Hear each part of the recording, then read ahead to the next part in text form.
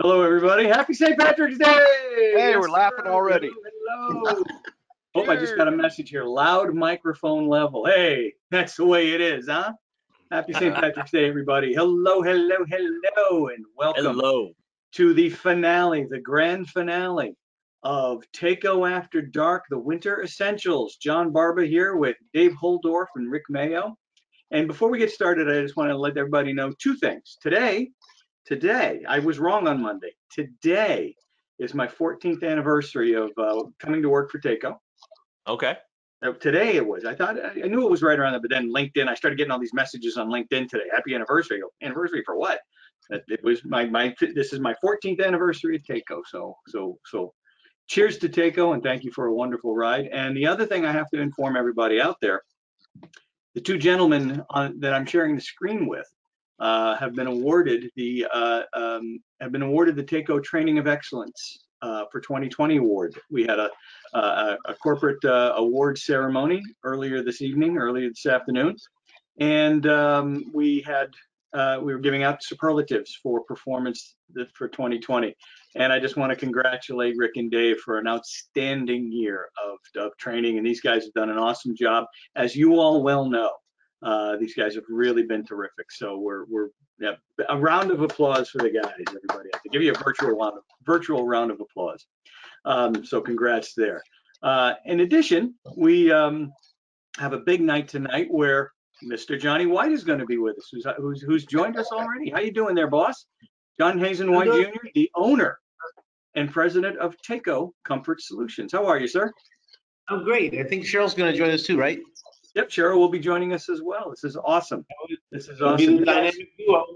That's it. That's it. You guys are going to have the opportunity tonight to basically, if you've ever wanted to ask a question of the owner and CEO, which Cheryl Merchant, the CEO, will also be on later as well.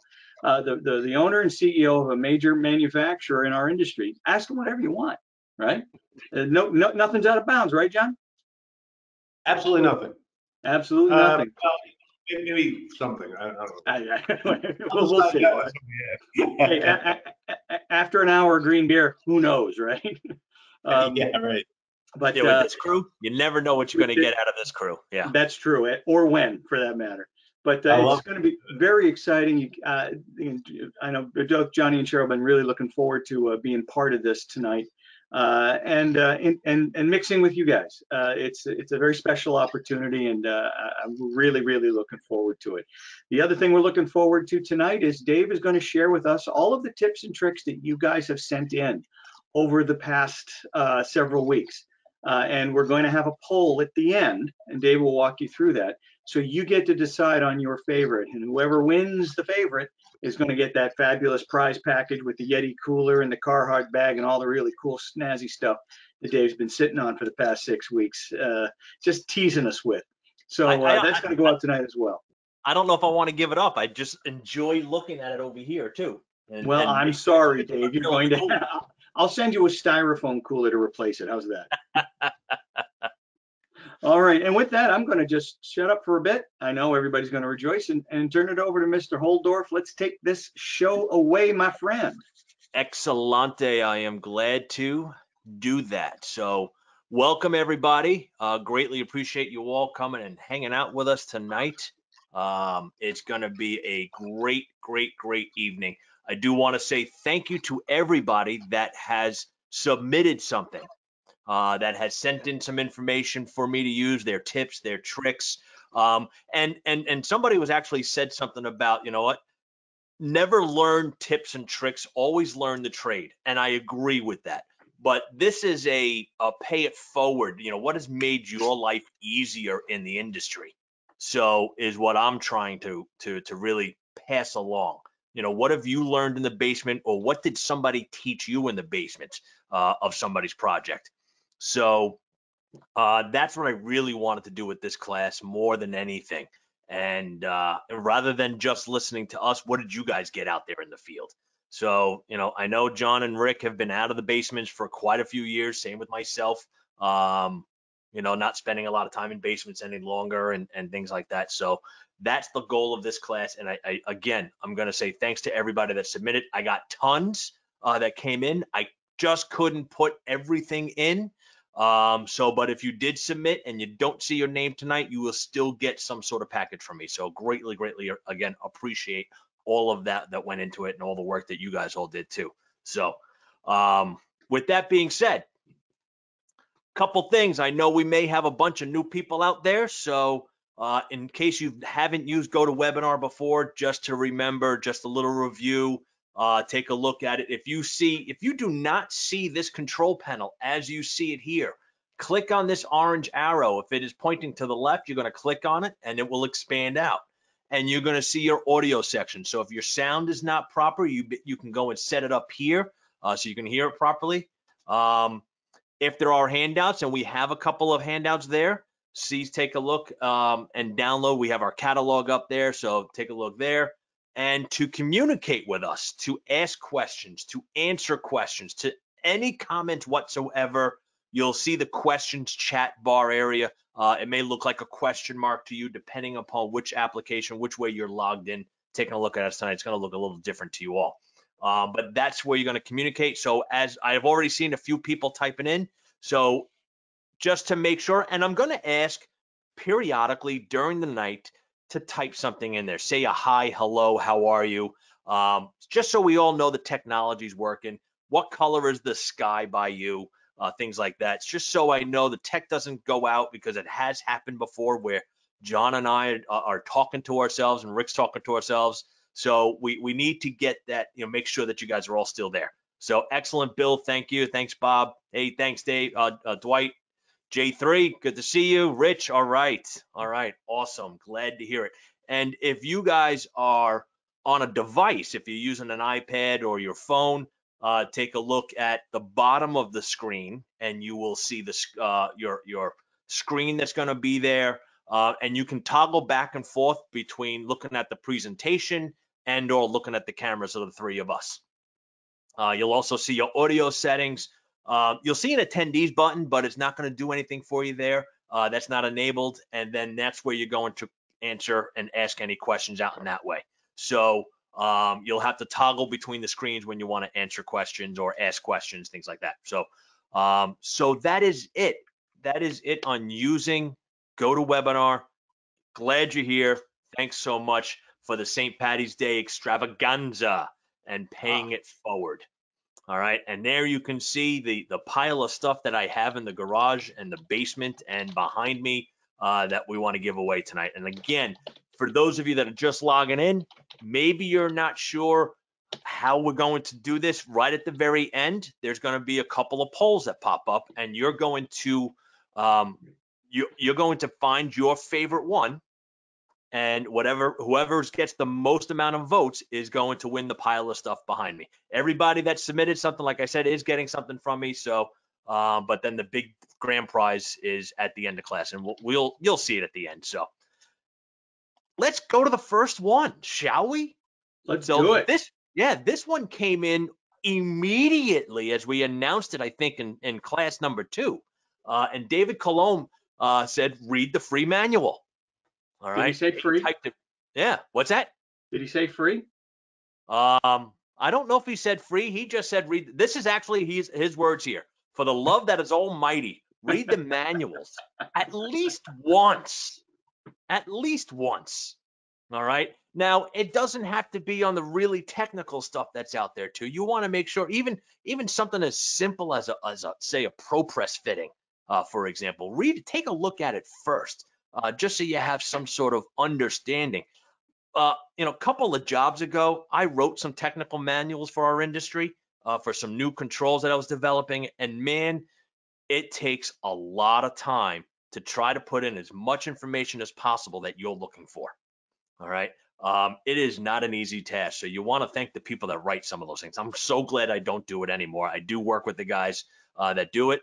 But at least, read it at least once. So as David said, it was the best tip he ever learned over the years. So I love that picture. I'm sure there's a few that will get it, maybe a few that won't, from what movie that is. So I think JB, right? I think so, yes. That would be okay. Invasion of the Body Snatchers with Donald Sutherland. Yeah. The remake. I was a kid when I watched that one, man. That spooked the heck out of me. So I think Hmm. I was like 7, 8 years old when that came out. So, so that's number one from David. So again, thanks, Dave, for handing that one in. I did have a couple other people that also submitted that too, but David was one of the first ones. So I have to give the credit to Dave there. So awesome. Continue on. So this one was really interesting, from a friend of mine out in Pennsylvania, Rich Barron. And he's talking about troubleshooting, and he's a service manager at his company, and he talks to his tech, tells his techs this story about this mathematician, Abraham Wald. And his job, he got hired by the Navy to analyze airplanes that came back in World War II, that came back and landed on the carriers. And to analyze, his job was to figure out where to put armor on the airplanes. So all the airplanes that came back, and they recorded all the bullet holes that ended up in the airplane, and they saw all these holes all over the plane. So the Navy right away said, oh, well, that's where we need to put more armor. We got to put more armor into the wings and into the fuselage. And Abraham took a look at it and said, no, those are the ones that made it back. What we need to analyze are the ones that didn't make it back. So, of course, when we take a look at it, you got to think about troubleshooting, and not, and this is from Rich. He said, troubleshooting is a mindset. If you focus on the obvious, you may diagnose incorrectly.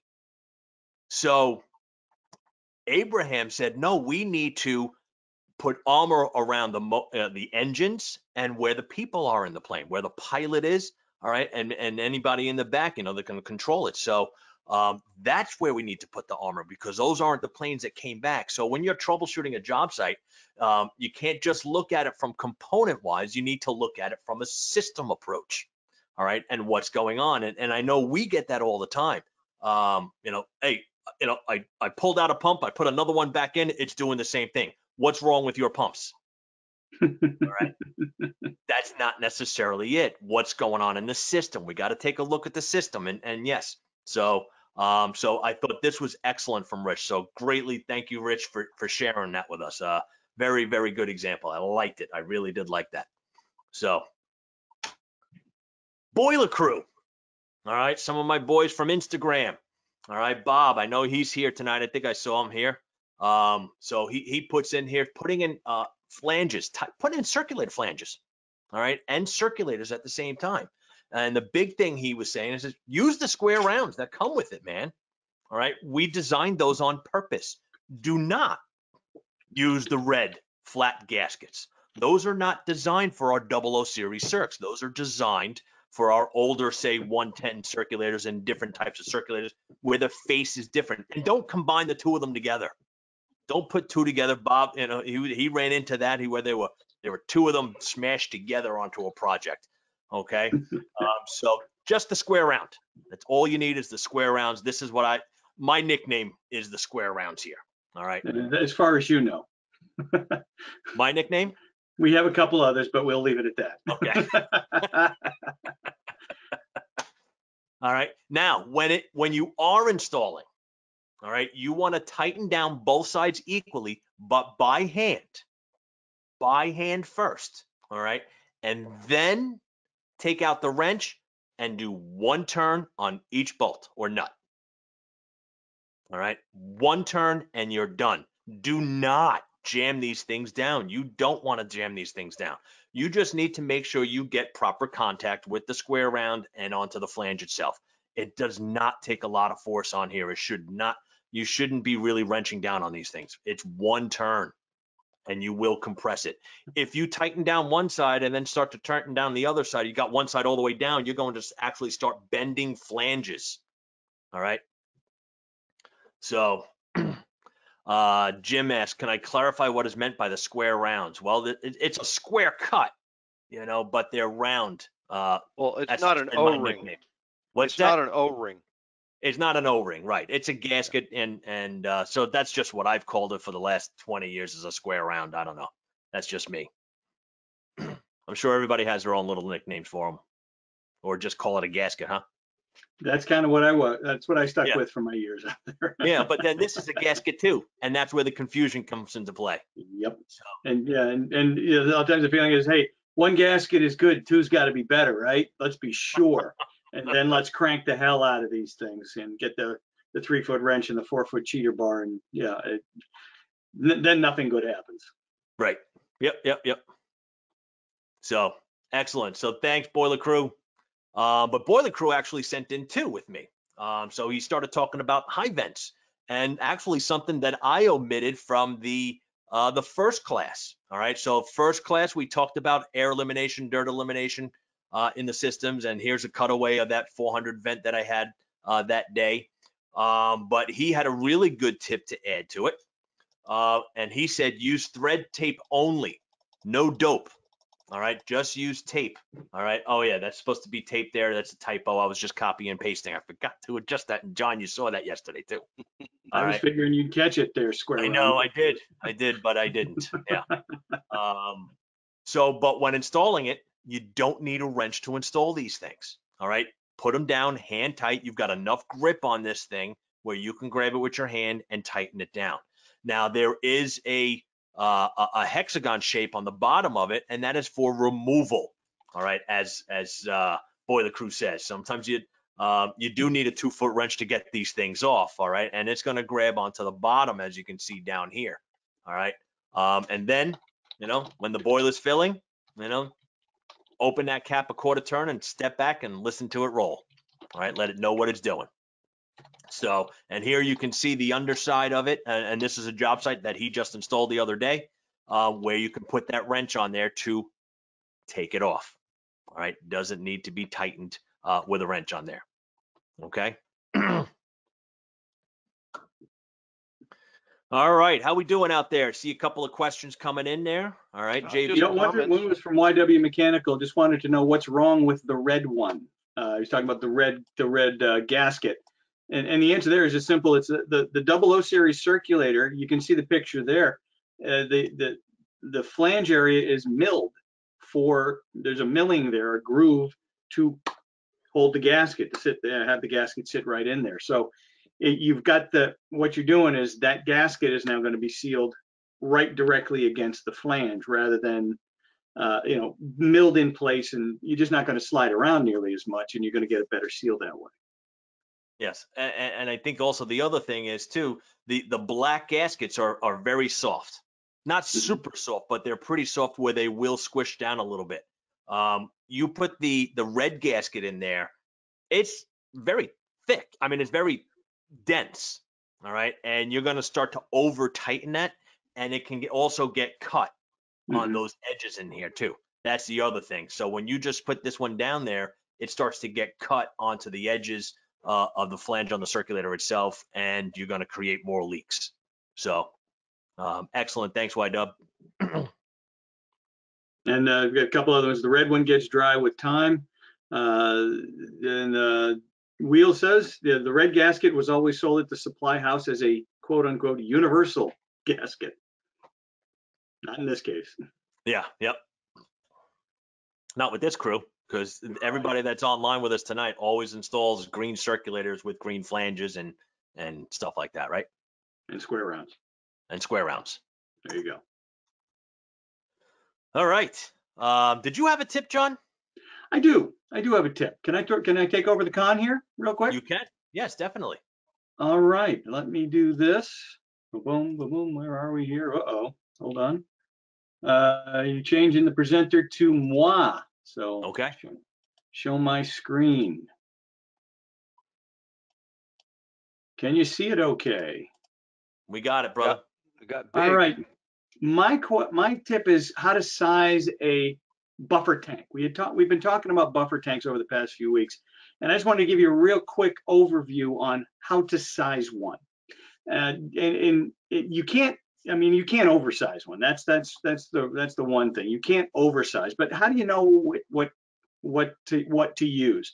So we're going to go through that. Here's your piping schematic for a buffer tank. And as we said last week, a buffer tank is it's a big hydraulic separator. There's some water mass in there. And we use it when we have a lot of zones on a mod con boiler and the smallest zone is the BTU load on that smallest zone happens to be smaller or lower than the lowest firing rate of the boiler. We don't want to short cycle the boiler. We want to try to make for the longest possible cycles we can.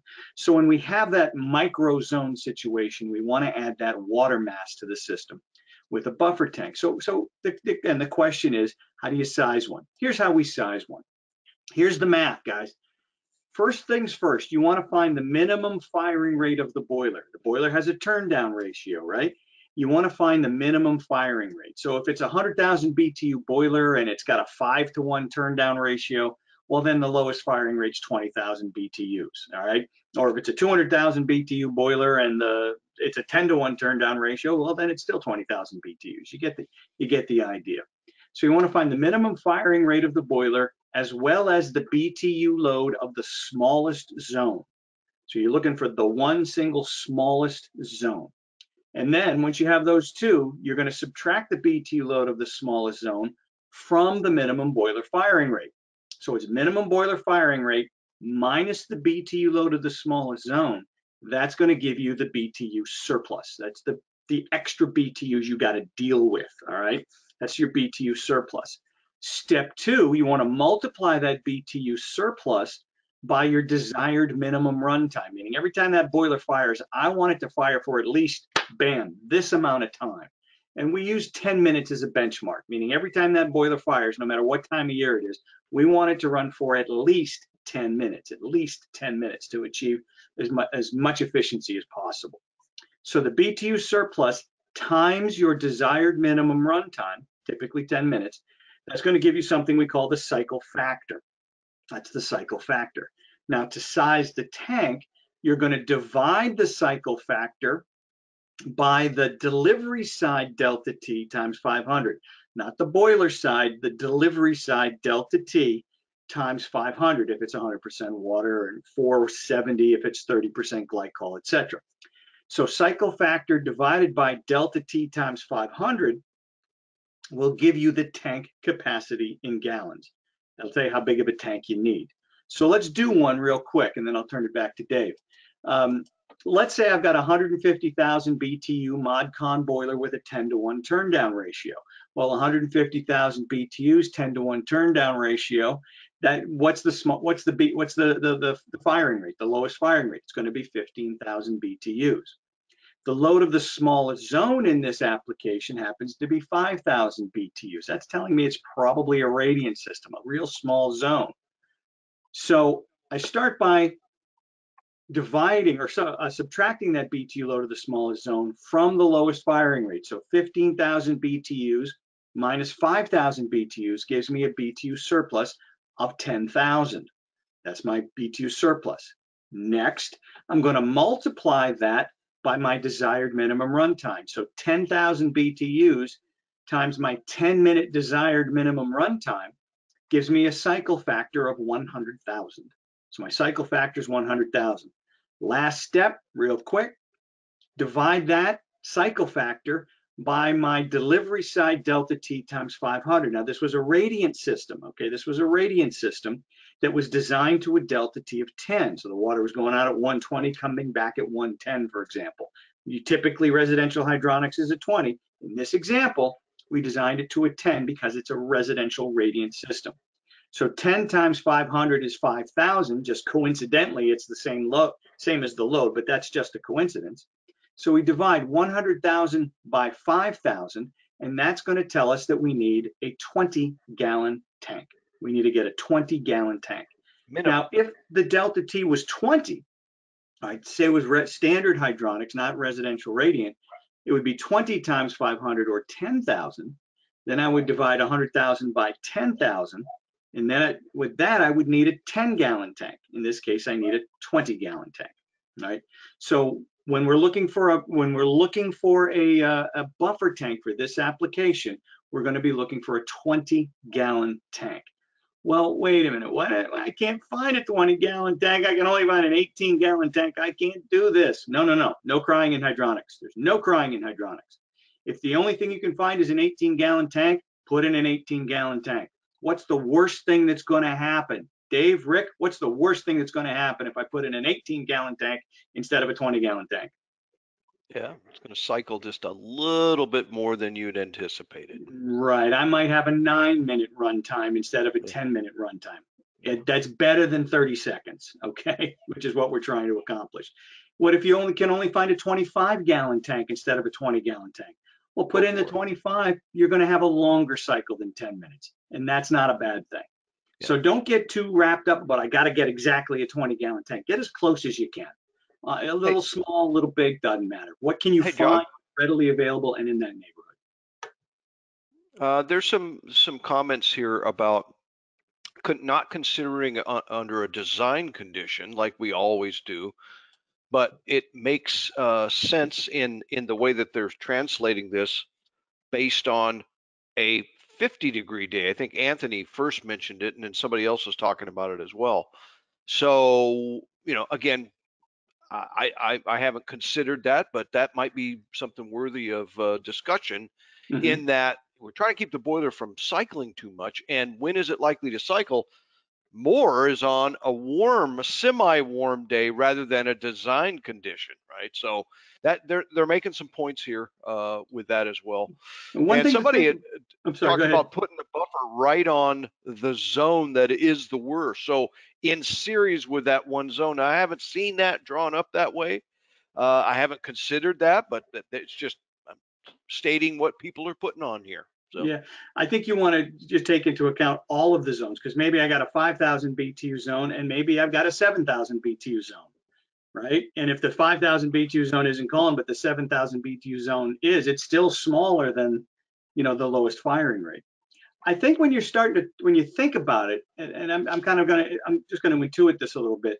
If we get this thing to work at, under design conditions, I got to believe they work in lockstep, because the firing rate's going to go down, the water temperature is going to go down as it gets warmer out, right? It still can't go below that 15,000 BTU limit, but as that 5,000 BTU zone gets smaller and smaller and smaller, well, the worst thing that's going to happen is, okay, that 10-minute runtime might go to 9, might go to 8, might go to 7.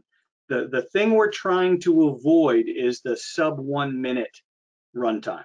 Right? That's the biggest thing we're trying to avoid. Now, the lower the water temperature, the longer the runtime we will have, obviously, as well as, if you work with a Delta T pump, that pump's going to be slowing down a little bit, which will even things out. So there's a lot of other mitigating circumstances here that I think will balance it out. Hey, maybe we don't have a 10, maybe it's a 9, maybe it's an 8, maybe it's a 7. But what we're talking about, it's better than 30 seconds or 10 seconds or 20 seconds or whatever it could be. Very good. Excellent stuff, guys. Excellent stuff. Dave, I'm going to send this back to you now. All right. Thank you for letting me have that opportunity. You're welcome. Thank you. No, thank you.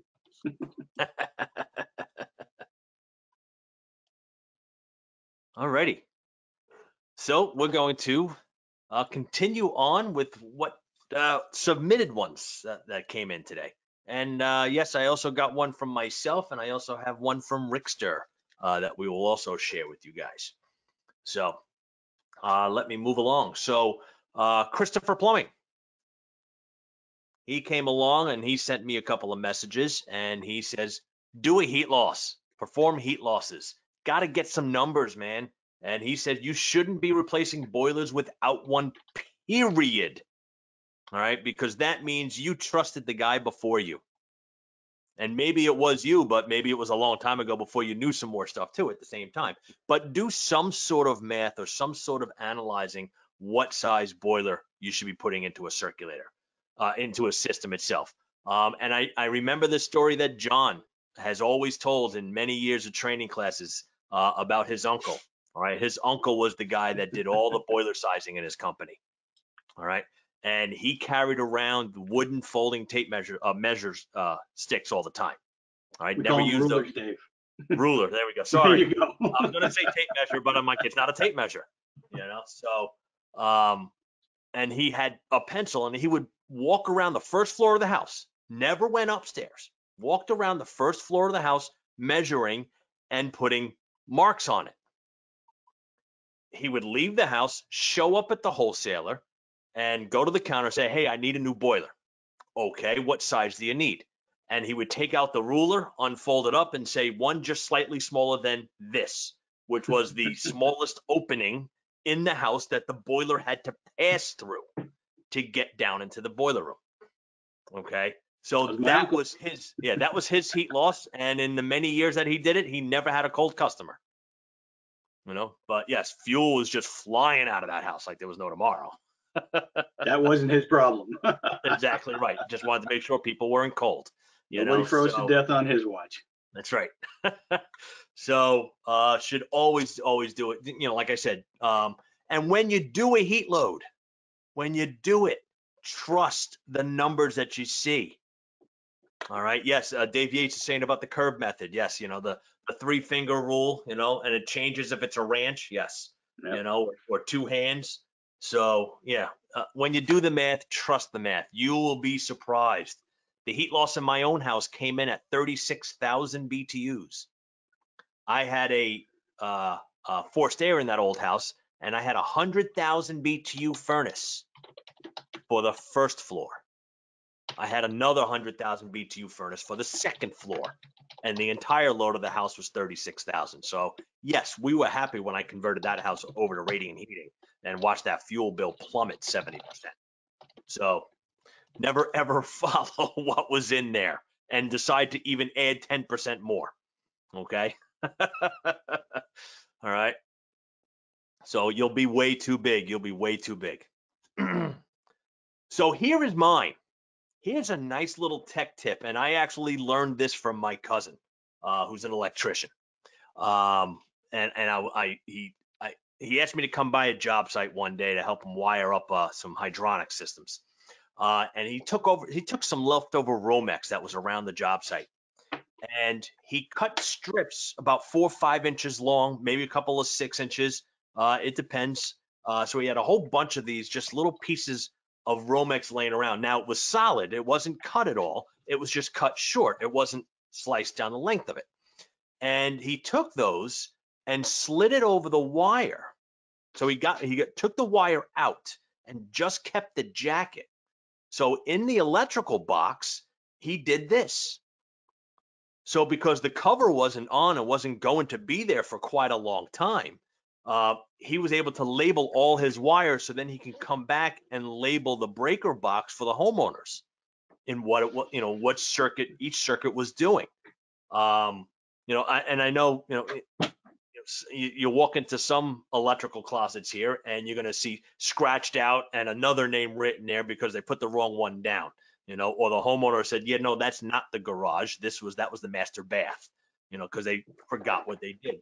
So he did this, then took a photo of it and then put the panel on it and wrote it back down again. So I said, why can't I use that for our world?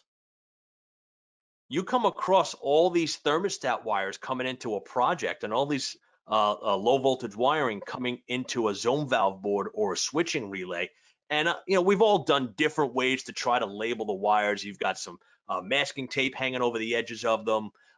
You try to take some of the stickers and the numbers you put on there, but then you got to keep a legend someplace on what the numbers were. There's so many different ways that I've experienced this, but now these are permanent. They will not come off. So let me zoom in on there for you. All right. So now you can label every wire and it doesn't go anywhere. So I just wanted to apply it to here. So every time I go and wire up a controller, this is what I like to do. So this is one of my tips into keeping it neat, clean, and for the next guy in. Okay. It doesn't say what terminal they're going to. I know a lot of people will also label the front of the cover and what the lights represent, and that's great because this isn't going to tell you the light, so you should do that too possibly. So just a little tip I like to pass along. Good. Very good. All right. Kiefer at Outlaw Mechanical, friend of ours out in New Mexico. Thank you very much, Kiefer, for sending this along. He says, always have a copy of the wiring guide that we have. Valuable resource. All right. He keeps one around. He keeps it digital. So he took a picture of his iPad when he's out at job sites. So he always has the wiring diagram. So this way, there are so many different ways we can show you to wire stuff in here. It's amazing what's in this little book. So I usually try to keep a couple around. I got one kept on my desk here. I got one down in my boiler room. I've got one in the toolbox. So they're always around. Keep them. And yes, I do know a lot of people where I can get these from. So I got a pile. Yeah, we trust us. We know a guy. I know we got it. We got a guy. We can hook you up. We got a guy. So if you need to hit the website, you could do a download and have a PDF version of this. If you want the hard copy, stop by your wholesaler, find your Taco rep. They're going to have boxes of these things. And we want you to have these. So get you, and we even show you how to wire in the old panels to new panels. So the old metal box covers, wiring diagrams are in there. So very, very, very valuable book.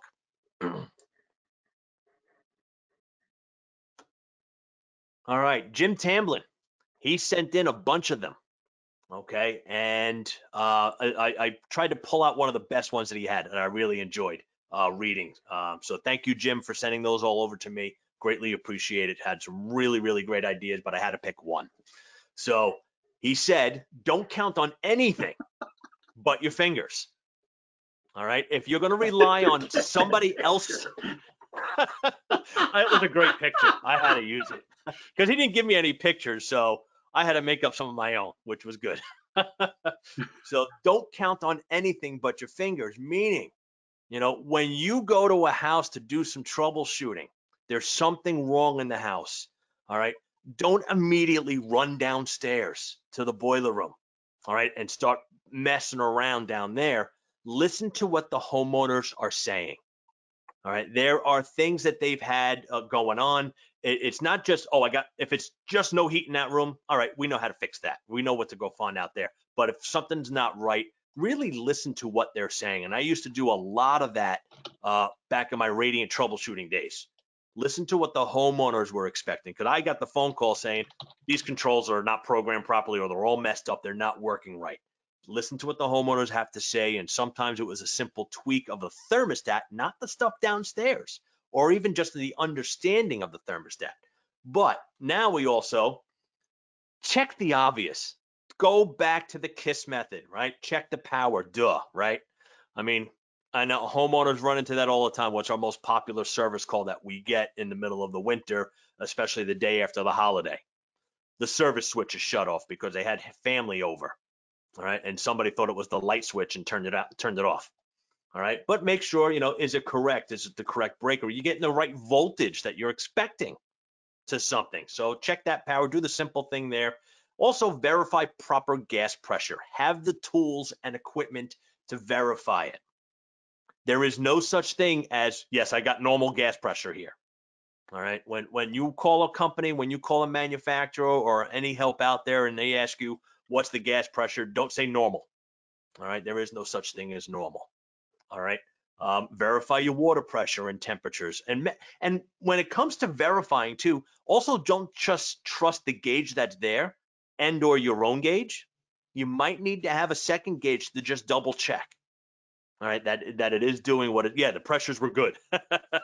Right. So, we know those tridecators, they don't move for years on end, right? They're sitting there stuck at one spot. We want to make sure. So get your own pressure gauge out of the truck and throw it onto the system and make sure. Okay. So this was excellent. I thought this was another good example, good pass along there, Jim. Thank you very much. Greatly appreciate it. Good stuff. Rickster. Now, I can give you the keyboard and mouse so you don't have to put your presentation up there. I'll put it up.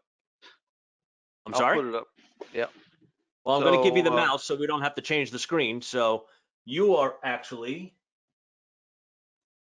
have control over the keyboard and mouse. Can I interject something real quick? A lot of folks asked about how do they get a wiring guide. Some of you who asked specifically, I gave you a link to download the PDF off of our website. And I also put it in the chat section and sent it to everybody. So you should be able to just click on that link and you can download a PDF. If you want a hard copy, best bet would be to contact your local TACO rep and they'll be able to get you one. Well, the PDFs are handy just because then you can go through your computer and find the one you want, print off, and just have that one piece of paper and not have to leave the whole thing because you want that for your toolbox or your truck. So, Yeah, and you can have it on here too. yeah, Yeah, there you go. tablet people nowadays for people who can't see, like me. So, Dave, I'll try this. We've not done this remote. The mouse is a little slow there, but anyway, we'll see I how this see it. works. Otherwise, I'll Okay. bring mine up and drive on it. But okay, there's still plenty of people out there not knowing how to get the big bubbles out. They actually think that when they spend a lot of money on a fancy air separator and magnetic dirt separators and you know, uh, hydraulic separators and things like that, that they just do all the work for you. But we still getting calls. Boiler people are still getting calls. Pump people are still getting calls that, hey, I can't get this system going, or I've got things locking out. Or one of the things cool about Taco's pumps is we kind of tell you nowadays that you got too much air in your system. So we got this little white light that shows you, hey, you didn't do a good job of purging, and it shows you and shows you until you get it right. So I thought I would just talk about. I'm not going to go through the whole power purge detail with you. You can see that I'm bringing water in here. If I shut this valve off and I pump out this direction, it goes all the way around the system, comes back, and now I can purge out this hole. So let's show you another sketch. Yeah, okay. It's on a black background. Man, that's fancy. I love it. So I just hope my next thing I bring in here actually shows up. You can see It there's a does. floor drain there, right? And what I want to do is just show you that I want to purge out. Some people just purge right into this floor drain, right? And that tends to work pretty good. It's been done a long time. They'll take the cover off, put the hose down in there. But the problem with that is you can hear water kicking and bucking and doing a good job of purging, but what you can't do is see how much air is actually left in the water that's coming out your hose. So one way to do that, some of you know this already. The people that learned it a long time ago, at least where I learned it, was the people who are using premixed glycol in a big barrel. Not a big barrel, 30-gallon or whatever. And if you purging, you don't want to, any of that glycol to go down the drain. So you purge back into your own bucket. And when the hose goes down at the bottom of the bucket, you see all these little bubbles coming up. And it's like, wow, this is pretty cool. So I purge. The idea was you purge until there's no more bubbles. You can feel there's still something coming out the hose. You can feel the velocity, you can hear it, and or depending on how noisy the mechanical room is, but you're looking for any bubbles. As soon as no bubbles are done, you shut that zone off, open up another one, out comes a kicking and bucking, and then wait until all the bubbles are gone, go to the next zone, et cetera, et cetera. A lot of people forget you could do that with just water too. You set the bucket over this yeah, see, that didn't show up the way I'd intended, but anyway, you can kind of get the idea here. Down in the bottom of this, right, and water comes up over the top, flows over now down into the drain, but at least and this next, I tried to find a picture of this, but I think this might help. Now you can see the bubbles coming up from the bottom of it, and it's the little bubbles. Ideally, you don't want to quit purging that zone till all the bubbles are gone. Then you've done a good job with the bubbles that are actually visible. We'll let the Taco 4900 take care of the micro bubbles, scrubbing all that, doing what it's supposed to do. Yeah, somebody says it looks like 7-Up, but yeah, it does. It's in the bottom of a stainless steel bucket. That's probably why it looks that way. Anyhow, same thing applies here. This is just more of the same, showing how to do the zones. You do 1, and then you'll do 2 and 3, and the corresponding returns, kind of in the same order. And again, I'm not going to go through all the details. The main tip is here, even if you're doing water, don't just take the hose and put it in the floor drain or put it outside. Get you a nice little bucket that you can see good in, and purge inside the bucket. Make sure all the bubbles are gone. That way you've done good. Okay. It applies to all kinds of different systems out there, and I think I show like a ModCon on here too, and I think same thing applies there. So that's all I wanted to share. And if you haven't done this already, I hope you try it. I think you'll never go back to doing it another way. At least I had. So go ahead. Beauty. Excellent. Excellent. A couple of comments about the best way to explain that is saying you're entering glycol without the glycol, which kind of makes sense. Excellent, Rickster. Thank you so much. Yep. Thanks for driving. So so hey, we did something new now, right? Yeah, we did. We actually were able to share the screen, John. So a little easier than having to swap back and forth. So we'll work on that in the future too. Marvelous. So learn some new stuff going on in the software all the time, man. So never sit still. All right. So Omer Hamden, he had sent in a couple of comments and tips for us here. And one of the things he's talked about was air and dirt separators. But the first thing he said was use Takeo Circs always. So you get the Teacher's Pet Award. So he was just going for the extra tickets there to win the cooler and stuff like that. Nothing wrong with that. Yeah. So yes, use Takeo Circs, but in all seriousness too, at the same time, he was saying use your air and dirt separators on the systems. All right, they are there for a reason. They are there to help us out and also, help you get the air out. I'm sure nobody here enjoys purging. Let this thing do as much of the work as possible. Yes, you still got to get the air bubbles out, like Rick was talking about. But then also let's consider, the dirt separators on the boiler side of things too, and protecting the system. As boilers are changing, the designs are changing, systems are changing. These things are becoming more and more popular, or more desired and or needed. All right. So if you did not join us for week 1 for the winter essentials, I did go over that. So go back and watch that video if you'd like to see, went into good detail on the air and dirt elimination. So thank you, Omer. Greatly appreciate it. See what Bob said. He goes, I'm charging hourly. Purging is peaceful and profitable. Yeah, it could be. It could be. Yes, you're sitting on the bucket just waiting. Yep. And here's some pictures that I got from some friends of mine there from NTI had sent these over to me, and they've cut open some of their heat exchangers. And talking about, water quality is one thing, but also protecting, and getting that dirt out before it gets into the boiler is so important nowadays. And I know those boys out there, most of the boiler companies are saying, all right, you got a failed heat exchanger. Before anything goes on, give me a water sample. All right. Or we might show up on our own and get a water sample just to make sure you're not pulling it out of the tap. So it's getting more and more important nowadays, I believe. All right, and another one I got from Radiant Ready Toronto, from online from Instagram, and he said, "Love them pump curves." Okay, and he said, "Fall in love with pump curves." And for those of you that were around for most of the winter essentials, we spent a lot of time talking about pump curves, really delve into them. He says, gotta love those curves. All joking aside, learn them, love them, live them, right?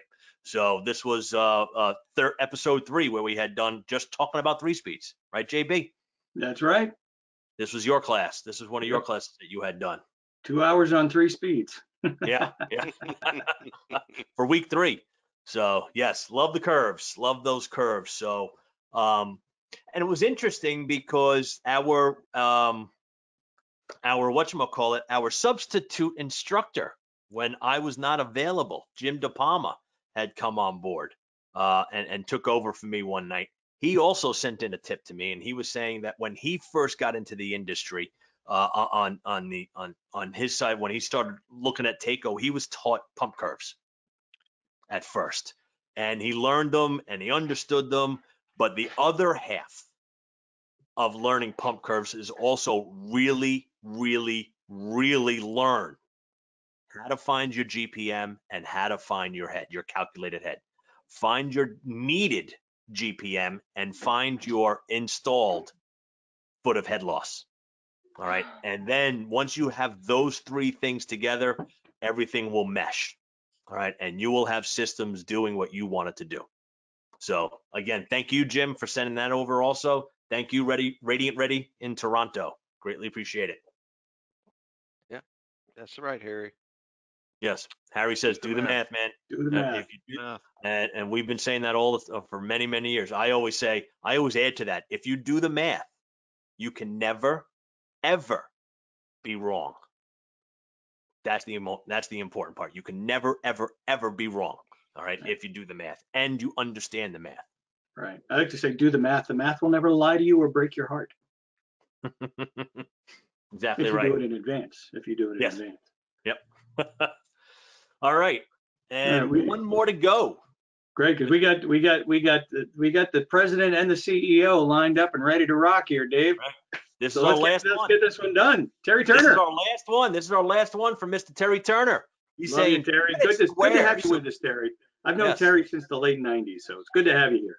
Excellent. So you gave me a bunch of good tips there, Terry. Greatly appreciate it. I used one from you. Yes, Terry Turner from Chicago, Prisby. That's right. So he says, when you're on a job site, not a lot of things are square. All right. Very hard to find things that are perfectly square. The joists, the walls, the beams. He was talking about his example when he was installing some ductwork on a job site. And one of his first times by himself. And he wanted to do it as best as possible, but he couldn't find anything that was square that he could use. If it was the outside wall, it was way too far because it needed to go down the center of the structure. So what he had learned, he said the answer came from above one day. All right. And not what you're all thinking about right away on what came up above. He said, look up. You look up and you're going to see the seams from the subfloor above. And those are typically going to be somewhat square because they're not cutting this plywood and it's going to be relatively square, and they're going to square it to the one side of the house, or they're going to trim it. All right. So you can follow that line. Yes, they're going to stagger them. Okay. The seams, but at least you can follow that seam going down the line. And he said, take a speedy square and you just put a mark on the joist underneath it and then run a snap line. You get your two ends of the house, run a snap line, and there you go. Now, I know a lot of people nowadays, they're going and whipping out, your laser levels and things like that, but this is going old school. All right. So yes, so it all depends on where you set it up though. Are you square to the walls also there, Bob? So that could also be what you're looking for if you're trying to get something down the center here like this. You want to make it look nice and neat. You got to have one reference point first. All right, got to get that one reference point too. So thank you, Terry. Greatly, greatly appreciate it. All right, so to review, these are the 10 that was submitted in. All right, so David had the read the manuals. We had Rich Barron with the World War II planes and analyzing where to put armor. Boiler Crew talked about how to install circulators and flanges, making sure you use the square rounds. He also talked about high vents and installing high vents in the system and putting tape on. Christopher Plumbing, always do a heat loss, otherwise you're guessing. Outlaw Mechanical, get yourself a wiring guide and never have it too far away. Jim Tamblin was talking about troubleshooting the KISS method. Omer talking about air and dirt separation. Radiant Ready Toronto, love those curves. And Terry Turner, keep it square. So this is in the order that I'm also going to present it in the poll that you need to answer. And in that poll, unfortunately, I can only do 5 answers, 5 polls that I could do. And so what I would like everybody to do is vote once, okay? And remember your number here, okay? I will have this review as the poll that pops in. So let's take I'm going to pull up the poll right now. So hang on once. I'm going to pull up poll number 1, which is going to be the first 5, and then I'll pull up, and I'm going to leave that up for a couple of minutes, and then poll number 2, which will be the second 5. So let me run that. And please take a look at it. I'm going to launch my poll. Vote now, 1 to 5, launch. All right. So please answer on your device, on the computer right now, and I can see everything coming in there. So greatly, greatly appreciate everybody answering. So answer those, leave it up for about 30 seconds. And then I will pull up the second one, and then I can share it with everybody on who our big winner is on the systems. Anything to add, gentlemen? And what I will also do, I may not be able to announce it today because I also see people typing it into the question box. So I'm going to have to take all those, and I'm going to have to review those and tally everything up. So I will try to get it done tonight. I will be able to take a stop myself, while Johnny and Cheryl and JB take over. So I'm going to close this poll out. And then I am going to pull up the second poll. There you go. All right. So excellent. I see bunch of answers coming into the question area, and that's great too. Greatly appreciate it. So, man, we got a lot of active people tonight. I am happy. I am very, very happy here tonight. I see a note from David Colum. He just picked up a VT 2218 this past Friday. That pump is awesome. It is. Again, I told you, it's to me, it is the best residential circulator on the market, bar none. It's an amazing little piece of equipment on the ECM side. Really cool little piece of equipment. Can do an awful lot. Kiefer Rader says, I live and swear on that pump. There you go. Yeah, it does what it needs to do, and it's an awesome piece of equipment. Absolutely awesome piece of equipment. I just designed one this morning for a guy on Facebook. He was looking for a small snow melt system and wasn't sure what to do with it, on how to control it, put a mix valve in, and he didn't want to have to glycol the whole system. So I said, drop in the heat exchanger, put in the VT 2218 on the boiler side of the heat exchanger, put the temperature sensors on the other side, on the snow melt side. Snow melt side has a fixed temperature. So you can eliminate a lot of expensive controls and mixing and use the heat exchanger as you're mixing.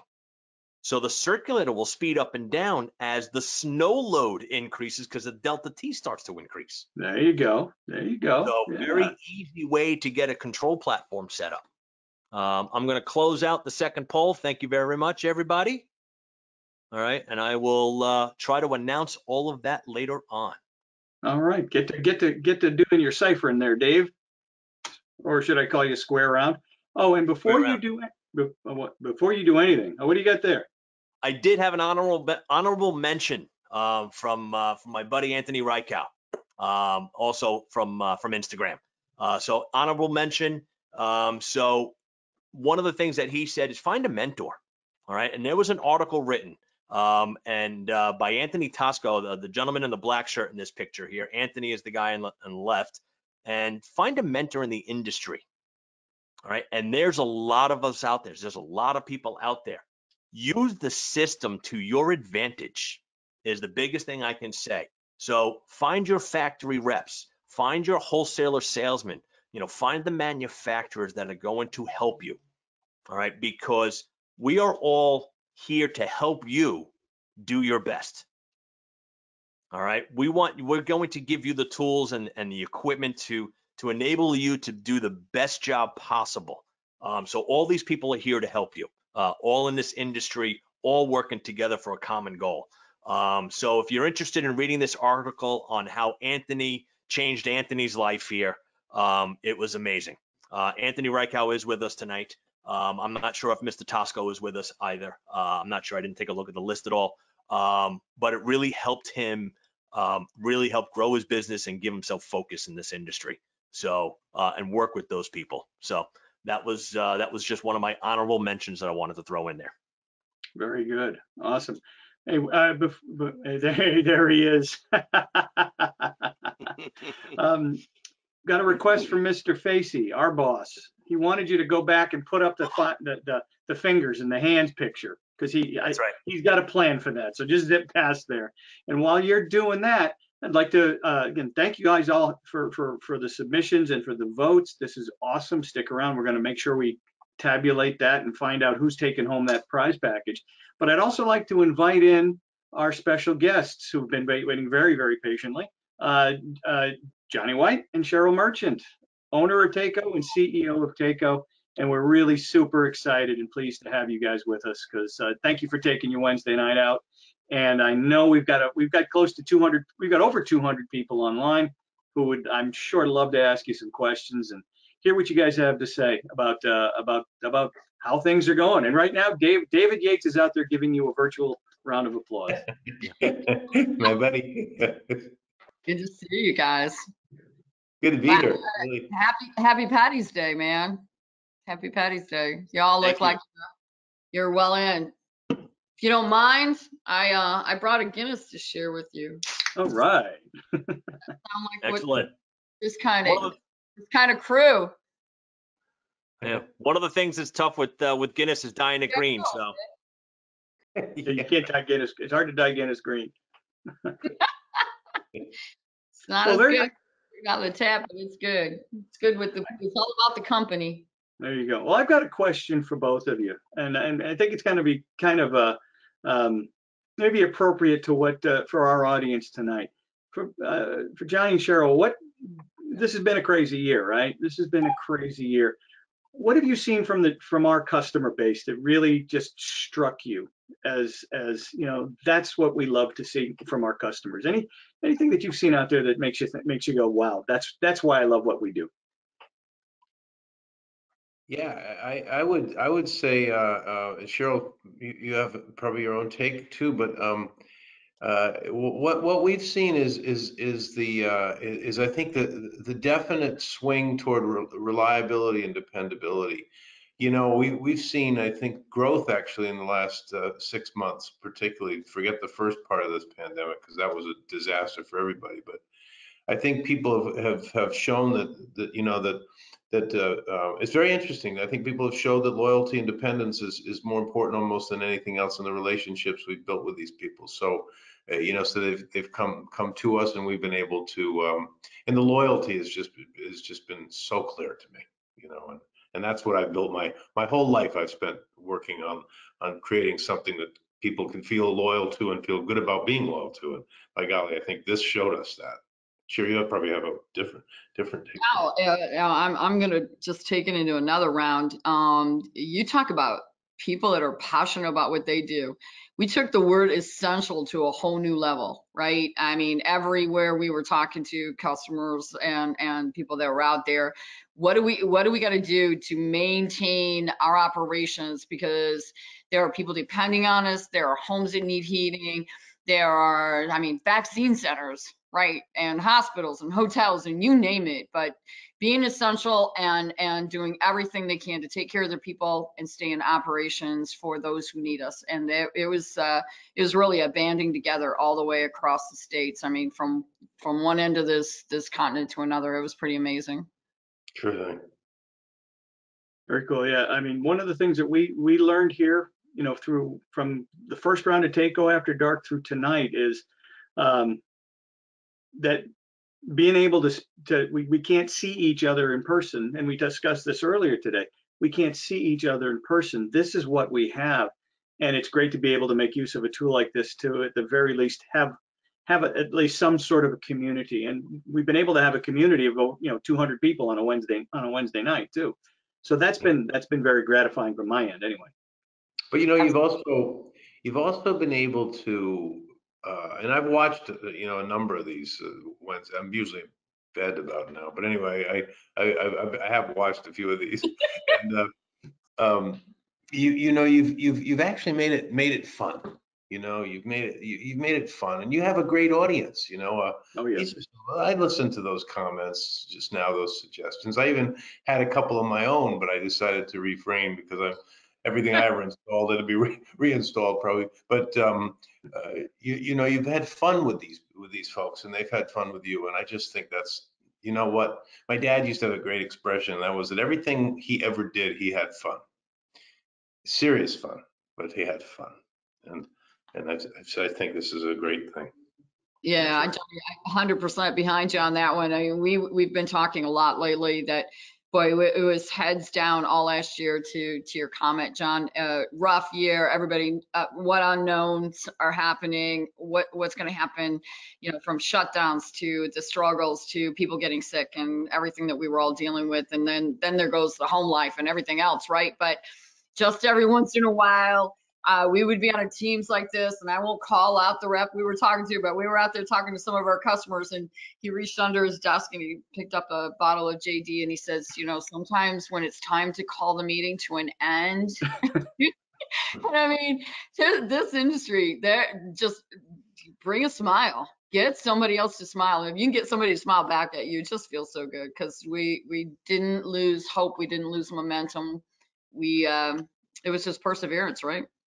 Yeah, you know, another thing that came out of this whole year of COVID for Takeo, and I think this is actually much more important than probably anybody understands, unless you're in the middle of it. But you know, I was talking to a group. I do these clock tower chats with the Takeo employees every week, and I had 10 of them this morning. And you know, somebody asked me a question very similar to this question, but more like, what have you learned inside the company? And you know, we've been so forced to focus on the operations and on being able to deliver and keeping our people safe. God, I'll tell you, the first thing we did was to keep people safe, because those people are the ones that have allowed us to be able to ship things and, you know, get things out. You know what I mean? So that's. But one of the things that's happened in this year, and this is very significant to me, I was thinking about this while I was talking to these people this morning, is Cheryl and I have kind of figured out our roles. You know, I know that sounds funny, but when everything was on the fly for a You couple, start talking about a cook in the kitchen and put me back in the kitchen, we're calling it. I don't say put you in the kitchen. I mean, you know. but maybe, Some other day, everybody ask him about who's the maitre d' and who's the kitchen, who goes to the kitchen. Yeah, that's right. But it has been important, and Takeo is in really great shape right now from a management leadership standpoint. I've never seen it's stronger under Cheryl. But Johnny, just to think about it, every 7:30 every single morning, the entire executive team coming together, you and I sitting there, what are we going to do? Shut down this, move that, get people home, juggle. But we were blessed to take over, just because what a partnership you and I had. You know, there's too many times you're sitting there, you're leading a company and it's what to do, but we were never like that. We were turning to each other and saying, what do you think? How do you do it? And then looking at the entire team and just going with it. It was just amazing, absolutely amazing. But you know, you go from one end of the state to the other, and what did we learn? But we were talking to guys today. When you think about California, you know, out there on the West Coast, holy smoke, shut down first, then all the wildfires and companies going under. And you ask, what did your customers do? I remember I had one guy tell me, and I won't call out Josh's name either, but it'd say, you know, they're going to have to pull my dead body out of here before I start doing what we got to do every day. Just the determination on every level all the way across this industry, and our customers, our sales guys, locked down, not being able to see anybody. Oh, what a hard bet. But then still crawling down in and putting pumps in, right? I've got some questions teed up here for you guys and some comments. One from our man Kiefer Rader out in New Mexico. Takeo is a family. And he's Kiefer, you are one of my favorite people on the planet Earth, and that little picture, that baby looking at a 007E is just yeah. I have that as my backdrop on Teams. I saw that earlier. I saw that. When these two white babies are born, they're going to be Takeo employees absolutely immediately, and so, you know, that's the way the family rolls. What's up, Kiefer? Let's see what else we have. We have Stanley Hill says, we're loyal because of your company's support. And here's a question, kind of a comment question from David Columbi. Did I get that one right, Dave? Let's see. Oh, I lost it now. I got to go back and find it. Where is the question? Here it is. Johnny and Cheryl, keep up this type of training information sharing. Some companies are too stingy with their info. Knowledge is power. The amount of information readily available without passwords and special logins is outstanding. Can tell you from personal experience, it's making a difference on what DoD maintainers want. So that's good news. Very good. Really Take was one of the few suppliers who have kept up a good shipping schedule and not shorted our shipments, says Douglas Speck Jr. That's great to know. Let's see. shorting. What? They Shorting. said that we, there's some shorter shipments. I'm sorry, I was a little surprised at that one. Oh, there we go. There we go. From Bob Dressler. I think this type of communication has been very positive. Many people can't attend, but this at night is a great platform. So good to know. Guys, thank you for all of the really great comments in front of the two bosses. Thank you. We didn't set that up. We didn't stage that. One of the things that I would say about TACO to this group, particularly to this group, this is the group that I have always valued as the most important part of our life, really, because it's for the obvious reasons. But one of the things I would say is that is one of the differentiators of one of the things that really differentiates TACO, I think, is that I have always wanted this company to be pretty transparent and pretty open to anybody, actually. As I always say to people, there's nothing I love more in my life than to share this company with people. So people need to know that, because I am very, very accessible, as is Cheryl, to anybody for anything, to issues, problems, complaints, whatever. I mean, the good news is great news, but so is the bad news sometimes, right? So it's you don't even important. care if we're helping. Guys will call into the tech group and then we'll be like, well, what exactly pump do you have? Well, it's not really yours, but I was having trouble with it and I didn't know who else to call. Okay. Well, let us help you. What can we do? So it doesn't make any difference, when you reach out and you have this kind of flow. And so transparency, communication, this has been the only thing that's keeping us sane. When you talk about these communications, I've tried watching these guys more than once, and they won amazing awards tonight, this team, because we all know they're the best training team in the world. But I've watched them, and some of that information just goes. Yeah, did you understand any of it, Cheryl? Because No, I got you. I don't. I know there's all kinds of little arrows and dots and circles and shit like that, but I don't know what the hell I'm looking at. I call guys like you. Yeah, that's right. That's why we have telephones. It sounds funny, and it won't move. Oh my gosh. Johnny, I got a question for you from Roger Brandstatter.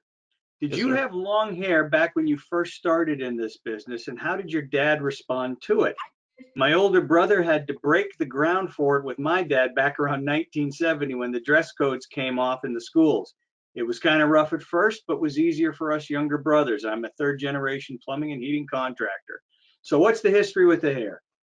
The history of the hair is that it was always a little longer than short, if you know what I mean, but it was not as long as now. It's practically to my waist. But when when I was about got cut off from you couldn't get to the hairdresser for how many months, Johnny?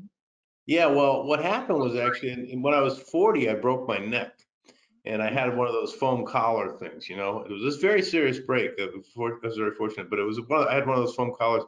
And I don't know what happened, but I think somehow I wigged out a little bit, and I became a little rebellious, and that's when I had my first ponytail, and for the rest is history. And you know what? Tell you another thing. Whether my hair was long or not, I never really wanted to be like the other guy. I never did. I never was I never wanted to be necessarily to fit a mold, because you walk into a Capitol Grill or someplace and everybody looks alike. You ever notice how hard it is to find the guy you're looking for because they all look alike? So I didn't want to be like that. Not you. But you know what? It's a great question the way he phrased it about the industry, because to be, to see you, whether comfy like you are with us tonight, or see you in a amazing suit sitting in front of the governor or in the panels or handling a business, it really just says stop all the stereotype, right? Here's an incredibly kind, powerful person. It has nothing to do with the long hair. So hopefully those stereotypes were busted for the gentleman that was asking. Yeah, that was a great question. I always appreciate that. Yeah. And here's another favorite from YW Mechanical. Why the green color? I got that question Really? too. Okay, so there's a story behind that, and it's a long one if you have 20 minutes or so, or I could cut right to the chase and just tell you I have an effing idea. I really don't. It's a funny thing. We've had this, Johnny and Dave, we have this question. I get asked this question every time you're having a training session in that innovation center. And so I have spun more yarns on this thing. And actually, some of them are probably pretty good. But, everybody else is red. So why don't we be green? It's like, it's like the buoy system or the Christmas colors. But, and I certainly am not going to be red. Well, of course not. No, Right. but why everybody else is. Right. Literally. So, so it's a great question, and I wish I could honestly give you maybe I should research that, but I don't know who to You research say is it it with, will 'cause stay green, right, I'm the Johnny? oldest link in the chain here. So, but I don't know what we got here, but we're staying here. yeah. Oh, by the way, there's been about 50 million renditions of green. So, I mean, it hasn't always been the same green. What was the Taco's very first product, going back to when your grandfather started the company? It was a what was called a fire pot generator, which is, absolutely simply put, if you cut right to the chase and look at now, it's the same thing as an Amtrol Boilermate. Essentially, an indirect water heater, because because the tankless coil came next, and that Taco developed and created the tankless coil, and that replaced the fire pot generator, which was originally. And if those things we have if you've ever seen them, John and Dave, and these folks probably have seen pictures of them, but the old 2B heaters, they were cast iron shells with a copper tube inside of them, about this big, right? And that was essentially the same as an indirect water heater. It was an indirect water heater. Then we created the tankless coil and stuck them in the boilers, and that's when we created the tempering valve, the hot cold water mixing valve. Taco actually created that product along with the Leonard Valve, the two companies, but that was done to temper the water coming out of the boiler for domestic water use. Yeah, because the tankless worked really, really well. Made really hot water. Oh my God, yeah, and they're still out there somewhat. Very good. All right. Let's see. There was from Bill D'Agostino. I know at some point there was talk about some new Taco products coming. Any chance we could get a little inside info? Carol? I'm sure there's a chance. I don't know how good of a chance it is, but you're saying there's a chance. There's a list. 1,000 to 1, right? 1,000 to 1. There's a chance. Yeah. The List of them. I think there's we're actually dividing up the product lines and looking at right now the growth of the next 3 years. So where do we need to be putting Bluetooth? Where do we need to go to next generation? Where do we need to jump out in front of the curve? I love that thing tonight, by the way. I love the curves, love the curves. But where do we need to get out in front of the curve on which product line? So you're going to see across the board, we are really becoming globalized. There's some products that were being bandied around tonight, wasn't there, Johnny, that we are looking at what are we doing in Taco Italia and what are we doing here at Taco Inc. and how do we make it the next of the best, and running some prototypes. So, I wouldn't even know what to call them. There's names well, that I would toys. say, Cheryl, if I could just add on to that, because you're spot on. I think the one of the things I've noticed is you have the question's a very good one, and I don't think anybody's trying to avoid it. It's just a little hard to answer sometimes because there's two kinds of new products. One is an extension of an existing product, and the other is a completely new something that it's like the vaccine, right? You know what I mean? It's something that you didn't even think of a year or two ago. But I have to tell you, folks, the acquisition of Taco Italia was magic. And when I look at the innovation and the product offshoots that have come since we've owned that in 4 or 5 years, that company's doubled almost in size, or not almost, it has. And a lot of that's just been their ability to have the resources to create with us new products. And we brought a lot. Look at the 0018, the 0034, the 0026. I mean, it goes on and on and on. 006.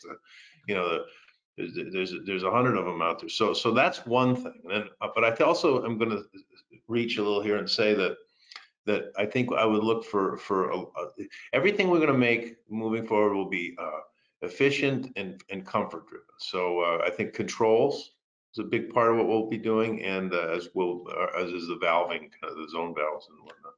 Obviously circulating. Yeah, and we're really pushing our whole vision of being the easiest company to do business with. So if we can find a way to take 12 SKUs and make it easier. I mean, we've talked to customers and say, why do I need all 5 of these, or why do I need to do this? There, we're looking at all of those kind of options. How can we make lives easier out there? How can we make better installations, better controls? To Johnny's comment, so that's exactly what we're making a focus to. Yeah, and the other thing we're really focused on is system design, sort of innovation in the area of system operations, and our load match was really one, and then we have the chilled beam sort of interface with the load match and that stuff, and that these kind of things as we move forward are going to be critically important. This whole chill beam concept and what we're doing with it fits right into the retrofit market for for COVID prevention, or for anything like that prevention, for air quality, and so we're really kind of focused on that, and that's a hard one, because if we're the only guy with a system, it's hard to sell that. I keep trying to get Armstrong and B&G people like that to buy into some of these and go do the same thing, because I view that as a good thing, and so it's hard. But yes, I think our vision is bigger than necessarily hardware. It's concepts. It's Yep. system oriented as well. Yep, and it's also focused on because what we really want to do is be able to make a promise and meet it too, and that's really taken a lot of work with the supply chain, and it's got even heavier with things going on right now. So how do we streamline? Recently we brought some parts internally and figuring out how to make them ourselves so that we can shorten that turnaround time. So those kind of things are happening as well. Anything that can shorten up response and turnaround and delivery, because everything we get is urgent and it's what we want to do tomorrow. So, and that's where the Taco Italia circulators, the efficient, high efficiency circulators outstrip the 007, the old the ACs, just because they're so much simpler as a platform to work off of. Yep. And this Xanadu that we just launched, I mean, you'd probably be able to explain it far better than I would, but I watched the whole thing come together out in the unit, and what a great thing to see the simplification and the turnaround that we were able to do. All right, cool. Now these next two, I swear we did not prompt people to ask these questions or make these. These were not setups. Seriously. First one's from Paul Silvestri. John and Cheryl, please sign John, Dave, and Rick to 6-year contracts. And then from Richard Summers, who So he suggested we pull it back from the 10-year contract we just. That's what I'm saying. Yeah, I don't think that's what he meant. If I had to interpret it, I'm gonna speak for Paulie here. I don't. Paulie, come on now. Of course we got you back on that one. And this one from Richard Sumners. The second was from Richard Sumners, who I think he's doing this to kind of make up for what he made me do last week. He suggested that I eat a peanut butter and blue cheese sandwich, a grilled peanut butter and blue cheese sandwich, which I did, and it wasn't good. I don't recommend it, but these are the things we do after dark, okay? I made a statement that you put peanut butter on anything and I'll eat it, and I think he took that as a challenge. I see. So anyway, he says, I've met and been trained by John and Dave and look forward to meeting Rick one day. However, my question to Johnny is, what did you see in each of them and why did you hire them? I love these questions. And here's the funny thing, Richard, he doesn't have an answer. He goes, yeah, why did I hire them? He asks himself that every day. Why did I hire these people? I don't think, no, I can tell you that somehow John Barba flew in a window one day and somebody said, hire the guy, so I did. And Dave, I don't remember where you ended up here from. How? With who? Yeah, you muted there, buddy boy. Dave's on mute. It's $20. Oh, we're up to 20. At night the fine's double. It's like speeding in a school zone. We only charge $5 during executive meetings. Dave, how did you end up here? John actually came recruiting. He gave me a call one day and was interested if I was curious as into a experimental job. At first, they worried. It's okay, and it worked out, right? It worked out fine. Yes. I have to tell you too. John actually, Johnny Barba actually worked with my niece Amy Given at Upinar, Wiersbo at the time, and she was just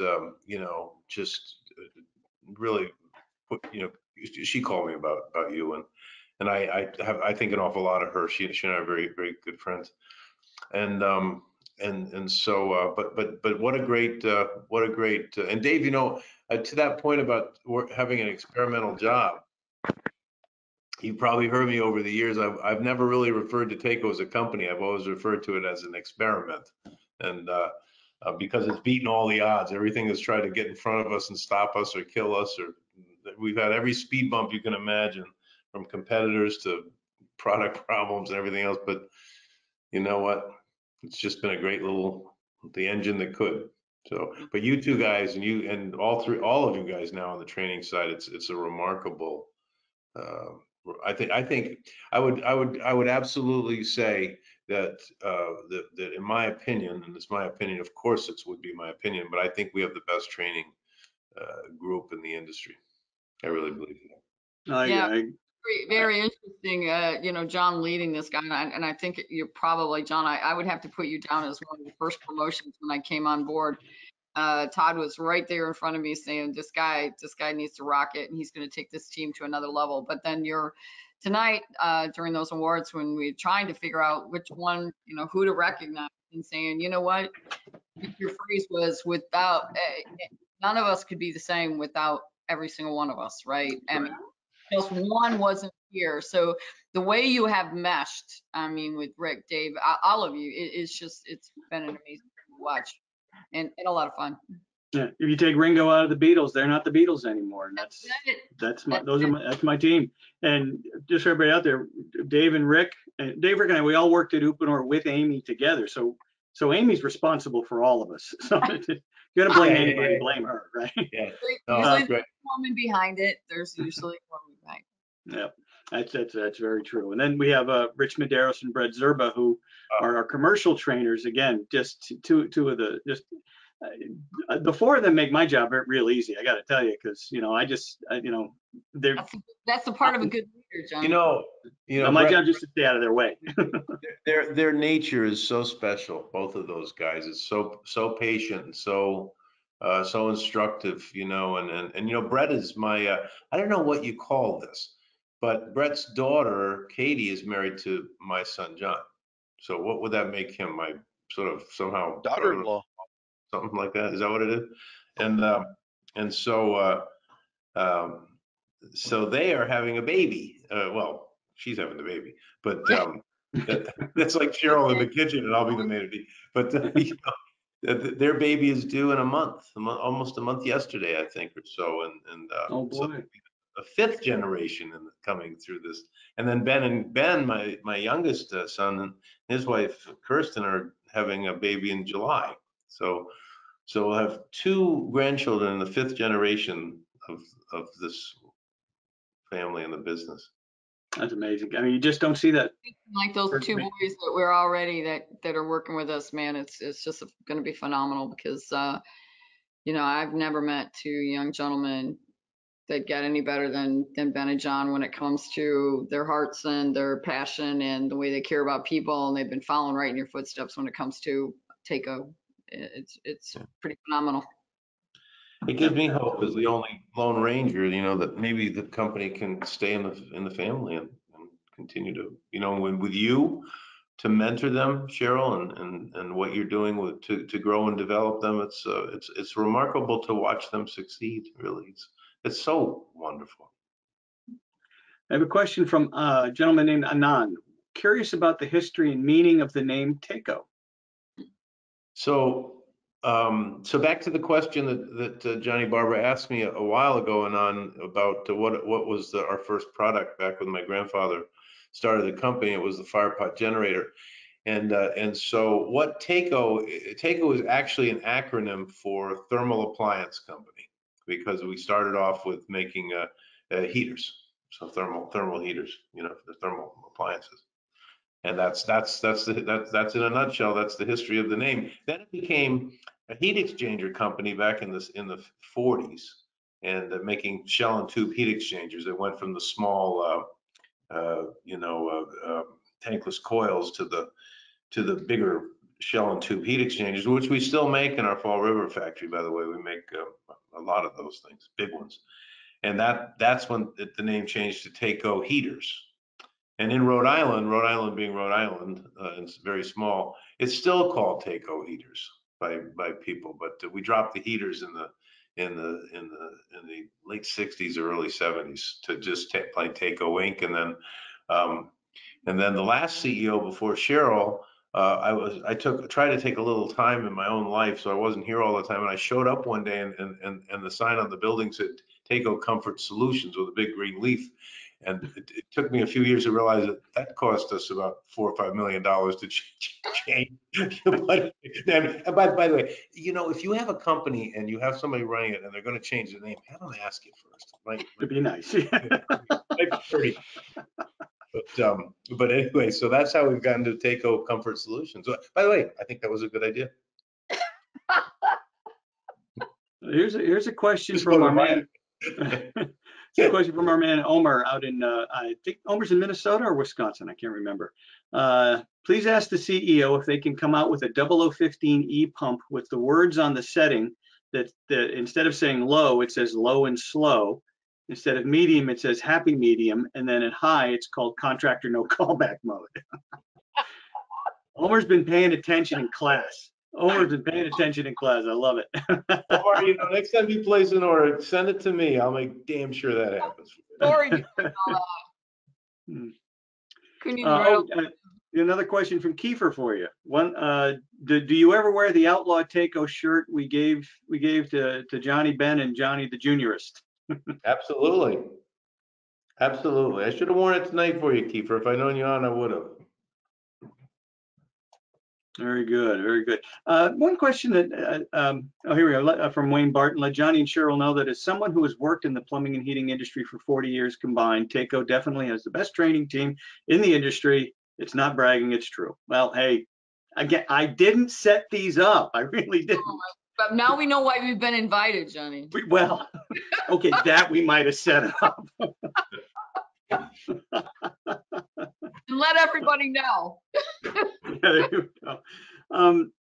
One question one story that you tell, Johnny, that I always love hearing is your commitment to not only keeping the company in the White family, but keeping the jobs not only in the U.S. but in Cranston. Keeping the manufacturing facility there. Describe how that's important to you and what that means. Well, it's a lot of things, but first of all, keeping the company in the White family, or any family for that matter. I just, I always believed that, we could do better for this company than anybody else could in terms of it becoming part of a big conglomerate or something like that. Because in my lifetime, running and growing this company was never about hardware. It was never about products. It was never about money. It was always about the people. And it's why through good times and bad, we've always had fun, which we discussed, but we always have had fun because everything we've done has been focused on building better livelihoods for people and their families. And I've always believed that if people in the company are happy and safe, and they and their families have a tool from which they can to use to grow and prosper and have better lives, then I think everything else will happen.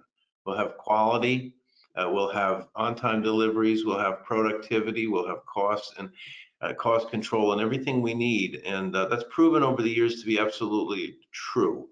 And also financial returns, which are strong and good as a result. But I can tell you, John, that I started in this company in the 70s, and then really engaged in 1980. And a lot of the people that are there were there then. We all kind of came up in the same boat. This little boat rose in the same tide. And as I look back, a lot of them are leaving now. But boy, I'll tell you, we've had an employee base there that is unlike any I've ever seen anywhere in the world. And I mean anywhere in the world. And I've been all over this world. Trust me when I tell you, in every country you can imagine, and places I probably should have never gone. But I've seen it all. And I've never seen a workforce like we have at TACO. So to keep it in Rhode Island, keep it in America is one thing, but to keep it in Rhode Island, well, I know nothing better to do. And I will tell you this, I love that company with all my heart and soul, and does my family, and as does Cheryl. I believe that at this point, and I love it with all my heart and soul. And I'm just not willing to trade what's made it successful. And do you know something? I never went to business school. I'm not a businessman by nature. But those people, those 500 people, have given me a chance to succeed. And I think it's a damn appropriate thing to return that by loyalty to what they have. Not that simple. And that is what it means to work for TACO. That's what it means. Sitting as an employee, I don't feel like an employee. I feel like, again, it's always sounded very schmaltzy to me throughout my lifetime. When, I've worked at places where the guy says, hey, we're one big family here. And me, because I tend to engage my mouth before I engage my brain, would raise my hand and say, Dad, can I have a raise in my allowance? And usually I'm looking for another job, not too much longer after that. But in this case, you have to, for everybody out there, you really have to know it and experience it to feel it. And it's unlike anything I've ever done in my life. And again, it makes me very proud that you trust me to be able to speak for your company. And I look at it like, I don't ever want to let you down. That's kind of what motivates me every day. And you never will. Oh, shucks. We do have a question. All right, now we'll stop this. We do have a question. What of the products that TACO has produced, which one are you the most proud of? Me? Gotta be you. You got the history. I got to tell you, I eat and breathe 007s. All day long. I was a big part in when I was first in the business and as a salesman, nobody knew what to do with me. So they created something called the OEM division, right? And that was me, just all by myself. And we had 2% market share at the time. And I took that little 007 out and sold it to the boiler guys, and after about 4 or 5 years, we had 100% of that boiler OEM market. And I've watched that thing grow from 30,000 units when I was first there to, 1.5 million. And that product has been the core of everything else we've done. If you think about what fuels an engine, it's gas, right? So with all the products we have, with all the things we have going on in that company, it's all been funded, driven, and aided and assisted by the success of the 007 and the brand of the 007 all together. So I have to say that I am most proud of that. That would be an honest. How did it get the 007 name? That's always been an interesting story. Well, I really can't, so back to the why is the color green? I don't know how it got the name No, it's 007. kind of like the bumblebee. Somebody just calls it out, and the next thing you know, I did that. That was me. That was me. The bumblebee was me. And there's a story to that. If anybody remembers the bumblebee, we were dragging so late in product development on that damn thing that finally one day I got the guys in. I said, "What the hell's wrong with this? This is stupid. It's taking so long." Well, the problem was that they couldn't get the right plastic for the green molding for the housing. The guy said, "All I can give you is yellow." And I said, "Well, let me see that." So he gave me a yellow one, which was yellow and black. And I said, "Well, it looks like a bumblebee. Let's just call that a bumblebee," which everybody said, "Oh no, because that's gonna connote that it buzzes or something like that." Let's get the goddamn product out, okay? So we did it, and we stuck with yellow and black, and it was, and that's how we got the name Bumblebee. Anyway, but the 007, I really can't help you with that one. Someone asked, Sometimes they allude to the fact that it had something to do with a spy, but I don't. yeah. Someone asked, it had something to do with Sean Connery or Roger Moore. right. But the 007E, the high efficiency, I'm really proud of how Takeo is working to be on the front edge with all of the DOE requirements and caring about our environment and our future and everything around us. And the way we do it, I mean, even now looking at air circulation, et cetera. So there's nothing to be shameful about on all those high efficiency items and the way that they're being run and filling up across the globe. So US will catch up with Europe.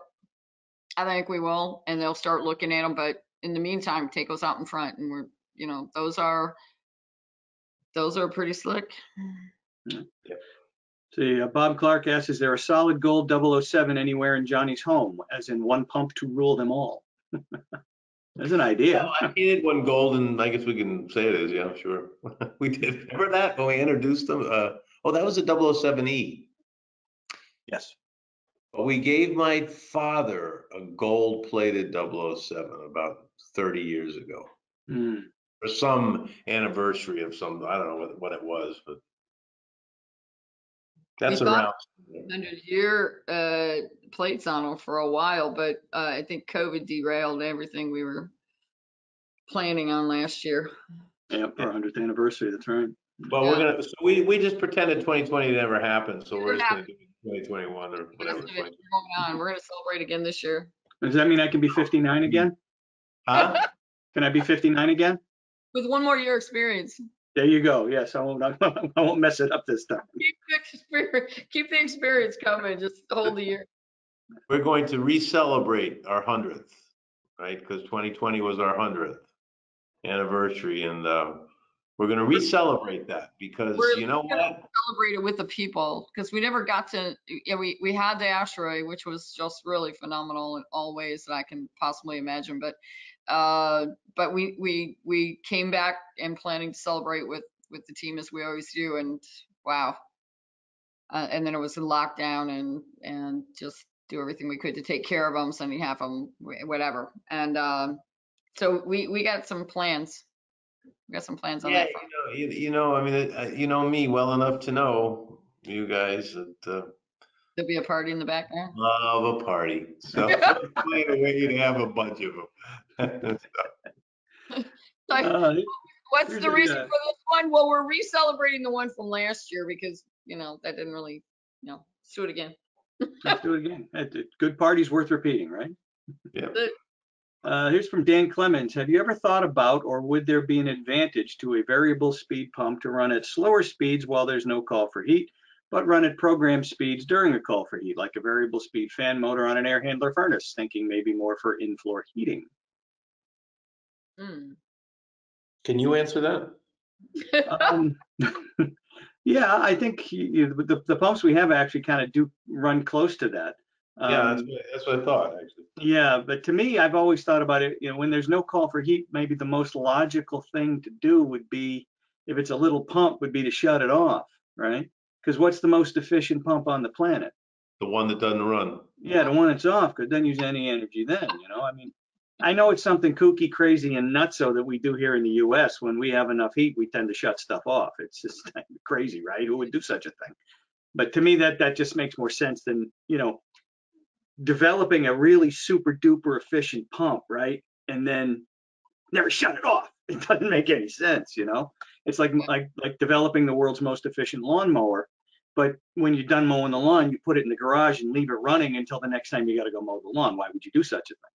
So Yeah, it's that's been my really opinion anyway. this weather too. I mean, take New England right now. It's on, off, on, off, on, off. So, um, the censoring is just a whole another story. Yeah. So Dan, I'll answer for you there a little bit. I mean, you'll get close to that with our VT 2218. Mm-hmm. All right, so it's going to change as the demand changes outside. So if you're not familiar with the Delta T circulator, take a look at that. You're looking for more for in-floor heating. I have that in my house for in-floor, and it is just amazing. What you end up getting is a longer runtime out of it when it is on, and it's variable as the season changes. So it's speeding up and down as things change. And so what you have is warm floors always, not just radiant heating, but warm floors, which is great. Is that product? That's the sort of like the stepchild of the Bumblebee, right? And, essentially. Right, your Bumblebee 2.0, basically. Yeah, exactly right. So is that an indoor-outdoor reset on that pump? No, it's just Delta T. We sense the supply temperature and the return temperature, and it varies its speed to maintain a specific difference. Okay.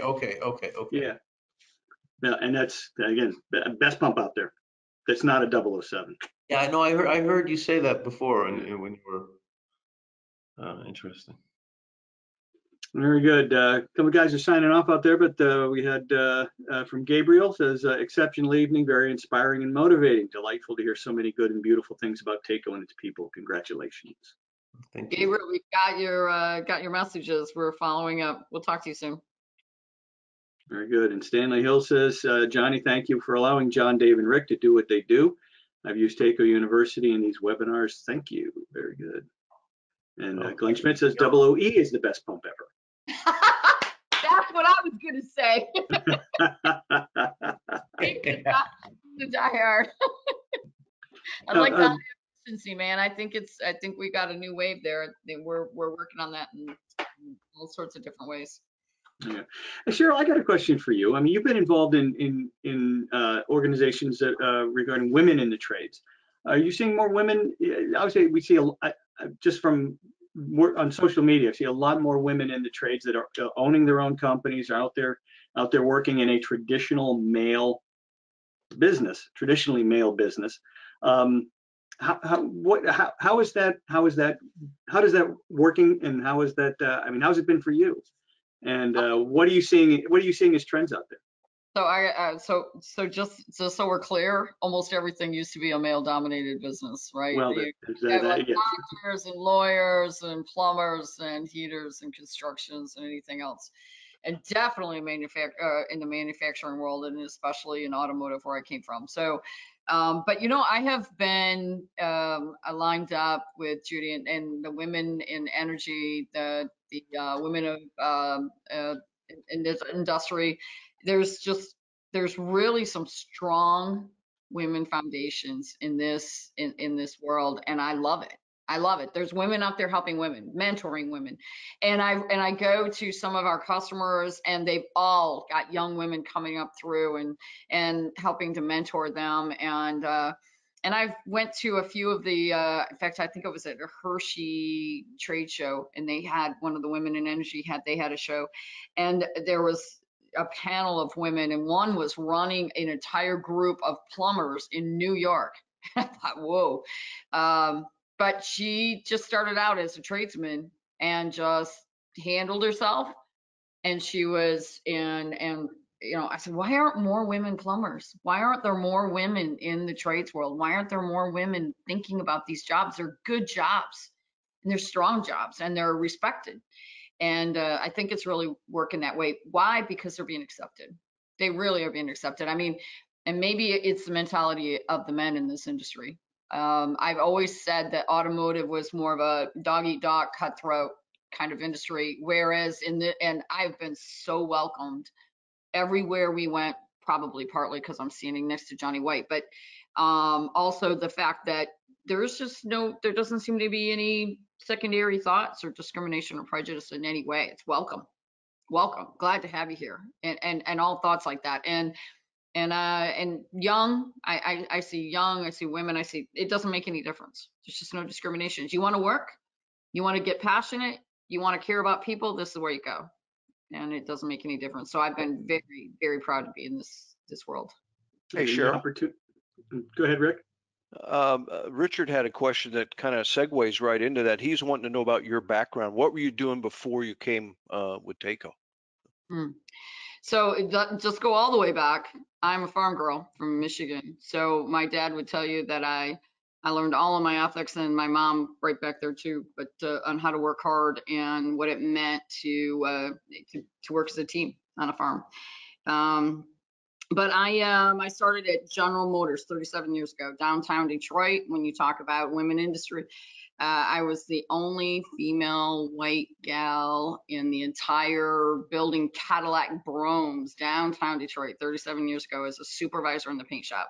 So I've worked for Mazda, Ford, Lear Corporation. I bounced around and ended up down in Mexico, now running a plant by that point of 3,500 people. And in Mexico, so you want to talk about women that are leading plants, that's not happening. This is not happening. And in Lear Corporation, when they took us public, I was the only woman executive in the group of all of them. So so I come from that, and then I came out here with a little company called Hope Global, small textile automotive supplier also. And that's when I got to meet Johnny.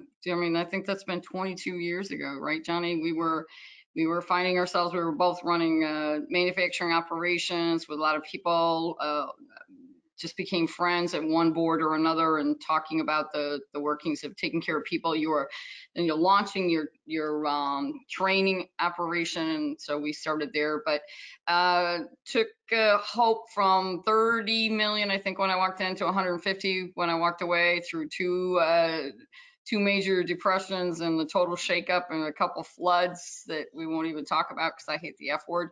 But we kept talking about this dream team partnership. And I think it was in 18. He said, "That's it. Time's up. Get over here." That's true. Exactly. Exactly. I think there was a whiskey involved in that. Yeah, I sat her down in someplace and said, "Okay, you know what? Jig's up. So we're not talking about it no more. Give me notice tomorrow and be here on Monday." Well, it didn't quite work out that way, but it was a month or so. Yeah, it was. So I've worked all over the world. I ran operations. We talk about the people at TACO in Rhode Island. Holy smokes, we have an amazing group that is really linking from Italy, Zurich, Czech Republic, out to California, Texas, boys. They're down there building those ag pumps, and so it's it's been amazing climbing on board with this group and looking forward to what we can do together. Very good. Got one from John. Got a question.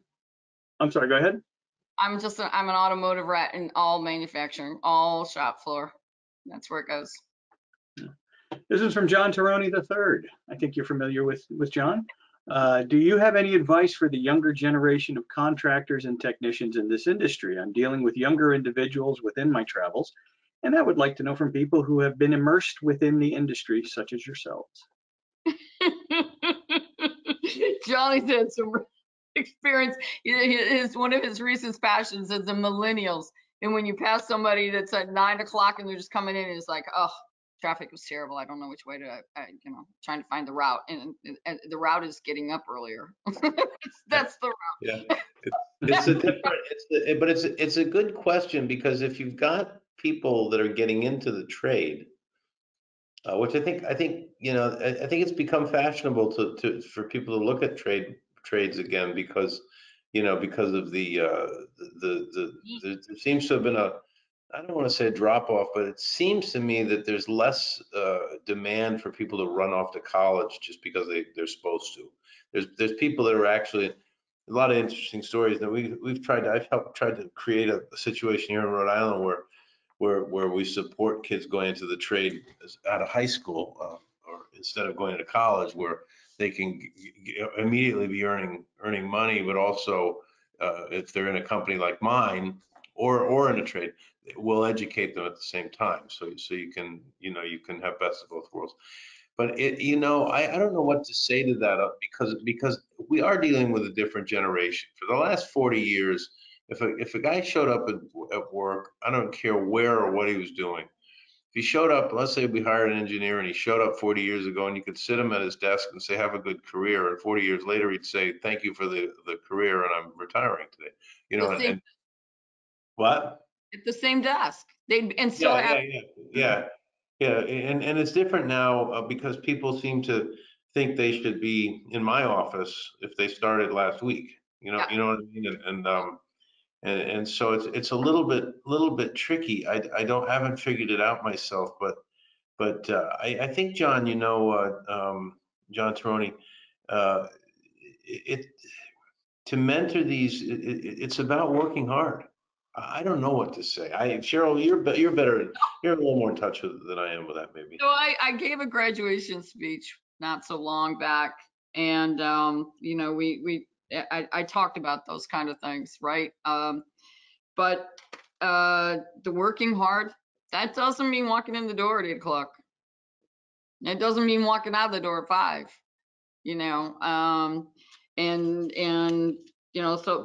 So sometimes you're going to find there's some innate in a lot of people, but one thing Johnny hit on, it's really very key. Everyone is, I think the younger generation these days are constantly wanting to learn. They're just driving to learn. And so you need a career path. You need a development. And when we're sitting here, I mean, Todd, I don't know if he's still on here, but we're working on how do you go from tech services, learn the field, learn here. What is the path in all of these opportunities to actually learn, and throw a guy out on the floor? Look at Ben, Ben out there right now on the in the operations, learning that, and John 3 coming in the ground, and now he's got a team that he's running North American OEM. So there's got to be a path. They want to know where they're going.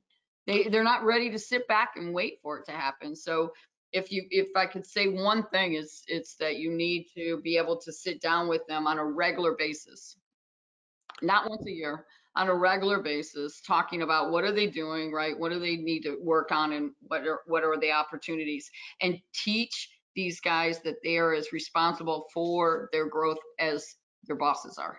Yeah, because that's very true. I mean, you need to, I've told more than one, you got an evaluation that you didn't like, you didn't understand. Okay. So take a week, come back and say, well, then I've been thinking about these things, and this is what I'm going to do about what you said. And I want to know if you agree with the plan. And then go 3 months later and say, so this is the things I've been working on. How do you feel about it? And then come back and talk some more. So the teaching, that it goes 2 ways. They don't get to just sit back and wait for the next promotion, and they don't get to sit back and wait for the review, that they are as responsible for their development and career, which is what they want. They want to learn and grow. They want to learn and grow faster than we did. John Tirone, I would suggest this too. If you can ever figure out how to tap into some of the people that have been on, or call us when you figure it out. Yeah, I was going to say, if you can figure out how to tap into some of the people that have been on this call tonight. I think you said Dave Yates was on, and Kiefer's on, and these are fine folks who have a lot of experience with this, John, and they're probably doing it every single day. you know, or have in some part in their career mentored or developed or helped, I'd try to reach out to John and Dave and Rich and whatnot. They probably could help connect you with some of the people that are involved in this community here to help you with this, because it's a great question, and phew, it's a tough one. I got an 11 and 14-year-old, and it starts real young. It starts real young because they go through, and this what COVID has done to some of the younger generation of how they're struggling to learn and what they think are right and wrong, and they're like, why should we get excited about anything? It can change tomorrow. You know, the controls, and I just really think some of the younger, they just really want to see their path. But We had a response from Kenya Clay, who says, as someone in the younger generation, I appreciate that response. So it was dead on. Dave Yates, who's also out there, who's ready and willing and able to help you out there, John Taroni, says, show up early, stay late, and work your ass off. Plus, learn to get ahead and attain success. I think that's a fairly simple formula right there. And it's a damn good one. Yep. it is. Coming from an old man, I can tell you, that's what got a lot of us where we got. That's all there is. You can't come early, stay late, and work your ass off. That's it. Because it's not, if you look at it as an opportunity as opposed to a job, it's a very different dynamic. Yep. Listen more than you talk. Listen, there are so many. I mean, just think about all these, you know, the ton of people are on this call, so much smarter than I could ever think about in this world. But just sit and listen. It's just so overwhelming. It's amazing. There you go. George Pirelli says, show up on Lombardi time if you understand the saying. Yeah, well, you know what? And by the way, George Pirelli is another one of my favorite people on the planet Earth. He's a good man. I'm glad he's on here.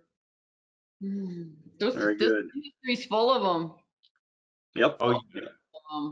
We had 2,000 in our last 100-year party, and my gosh, I think everyone goes back ages and ages.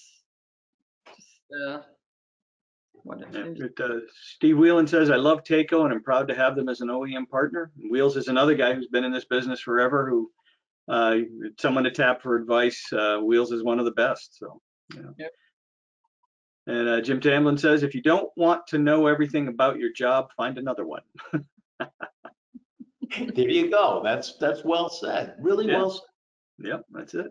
It's I would say you got to have, no matter how long you've been doing something, you know, to me, it's like there's always, if you don't wake up wondering what can I do today that's new and different, you know, you're going through the motions, you know, being happy to go to work, right? Yeah. If you're not happy, I think the happy people do the best. Yep. They really do the best because they're excited, they're anxious, they're ready to go, and they're, you know, loving life. And those are the ones that are the happiest. As my dad used to tell me, it's what you learn after you know it all that really counts. I didn't use those words. It was a little more colorful language on his part, but usually followed by, I swear to God, we got the wrong baby at the hospital, but that's that's where it is. We still have 123 people on. We peaked at 200, but we're now down to 130 people still on. I have stuff to give away still. Oh, Dave's been waiting patiently. He's got prizes to give out. Yes, I still gotta get rid of stuff here. So I've been tallying up the numbers. That's why they're still on the phone. I know Paulie Silvestri's ready to get another beer, he says. So get me one, Paulie. Thanks, man. Oh, Amy must be on here. Amy must be on here. Amy, let's take a look. You just sent me a text, looking good, but where is your green? Let me tell you where my green is, Amy. It's in my blood. No. My green is inside. I look terrible in green. Hey, Johnny. What? Johnny, this is John Masonbrick. I'm just Hey, John, how are you? good. I've just been kind of listening on to the whole thing. I join these guys every Wednesday night, and you touched on something earlier about accessibility, and that's what we love about you guys. is that you're so accessible to everyone at the parties, at the trade shows, to allow John, Dave, and Rick to do these things every Wednesday night. And from the feedback we get, people just love it. And just want to thank you for everything. And if I could toot my horn just a bit, we did a podcast with you called Not Dead Yet, and people can go find it and listen to it. And we also did a podcast with John, Dave, and Rick a few weeks ago too. So if you want to find that and listen to it, a lot of the questions that were asked, we asked you, John, and the John and Dave and Rick as well. So, but thanks again for everything. Like John said, there's 130 people on here after 2 hours of yapping. So they love you. And I don't know if it's because they're giving away stuff, but I just wanted to chime in and say hi. Hey, John, are you still riding? Yeah, a little bit. I have young kids. I have twins that are 13, so I kind of put it on pause for a bit. I got three of these things. So when you're out here sometime, we'll do that. Yeah, definitely. Oh, and I was going to say maybe the next time we have Ben and John on, That'd and be great. we can talk about the business and talk about how they they're kind of a younger generation and how they deal with that younger generation as well. So Yeah, two things, John. You also ought to, if I may, just I shouldn't butt myself into your business, but you might want to do one with Cheryl too on the women in industry thing, because it's really she's got that tiger with a tail. And the other thing is that my two boys, on the subject of coming up in the world here, came up at a lot of their lives with my father still alive. So if anybody, probably nobody knew my father, but that wasn't one to mess around with in terms of ethics and work, So they grew up in that sort of. So there's some history involved in people's evolution in their careers too. Right on. Well, thanks again. I'm gonna jump off here and let Dave do his magic. Yeah. I've taken up too much of everybody's time too.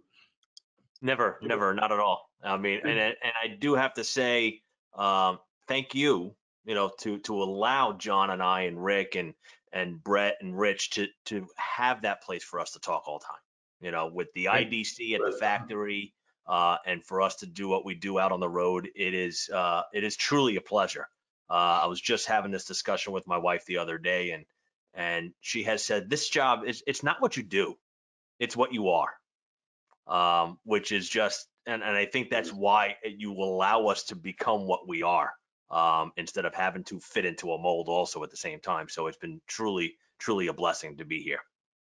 You guys just define it, by the way. This is not a script. This is nothing we tell you to do. This is nothing that we work out for you and say, here's your job description. You guys went into a room and said, this is what I think we need to do in 2020. So everybody's really clear out there. There's no written here are the programs, or here's how they go. These guys come up with it, they develop it, they put together the training plans, they think about what they believe you're really listening to, they listen to what you're asking, and they develop more stuff. So if it's what you are, I mean, it's because that's what you defined. You guys have brought it out, and you really listen. I love how you have tailored everything like this. Thank you. Alrighty, I guess we should give some stuff away. Can I say one thing about Mr. Messenbrink first, just before you do that? Just the way this whole thing started is John and I were both thinking the exact same thing in completely different places without even talking to one another about doing something like this. And then he called me real early on when we went into shutdown on the pandemic. And he said, what do you think about doing some kind of webinars? And I think, geez, you're reading my mind. Here's what I'm thinking. And he goes, well, that's exactly what I'm thinking. And then that's how Takeo After Dark was born. And so hats off to John for that kind of forward thinking. And this is something that's just taken on a life of its own. So it's what we look forward to on Wednesday nights. That's great. Thanks, John. I really appreciate that. We love working with you guys, and I'm glad you said that instead of something else that we talked about off air. I thought you were going to bring something totally else up, but Thanks again. Now you've got me thinking, what the heck No, was I'm that? just joking. I'm just joking with you. Oh, Lord. All righty, Dave, you ready? Yeah. I am ready. If you're gonna I am do, ready. if you're gonna So- be giving away things, Dave, Yes, sir. if you're gonna be giving away things, would it be like really rude of me to, I've been going since 7 this morning, so is Cheryl, I think. I am just whooped. And I got another starting off at 7 in the morning again with you. So I'm gonna let you all go. It was great. Thanks for the invitation. Invite us Yeah. back. Thank you all very, very much. It's been really great to be here. Awesome. Thank you for being with us. It's always a pleasure. And I can't wait till we see each other again and get back to hugging. For sure, for sure. Indeed. Really close. Hang I tight. gotta be reminded how to do that. Yeah. I'll figure it. It's like riding They a can bike. pick it up pretty quick. Johnny Hi, got guys. his first vaccine on Tuesday. I'm getting mine on Sunday. We highly encourage. We can't wait until we're all back to a normal level that we can do what we're saying. All right. So take care. Be safe, everybody. Bye, guys. Bye, everybody. Thank Take you. care. Take care. I got mine set up on Thursday. I'm still at nothing in the works for me yet. Yeah. I'm not well, old enough yet. yeah. And- I'm just a and- mess up in the inside here, so they allow me to do it in New York now. There so. you go. Well, I've got to say to the remaining people in here, thank you for the questions and comments, especially the ones that said we were doing a great job. You're all winning prizes as far as I'm concerned. Dave, ship them all out. Okay, all right. So I took a look at all the numbers that came in, and we did have a couple of tight fights in there. We had the number one percentage was 38%. The second one behind that, it was at 31%. Then we were at 30%. So it was a tight race in there. There was a lot of good tips and tricks that came in from everybody. But the one that came in at the 38%, whoops, wrong button over here, was David Colomb. Right, read the free manual. All right. So yes, everybody, you know what? They still believe in passing that along. So congratulations, Dave.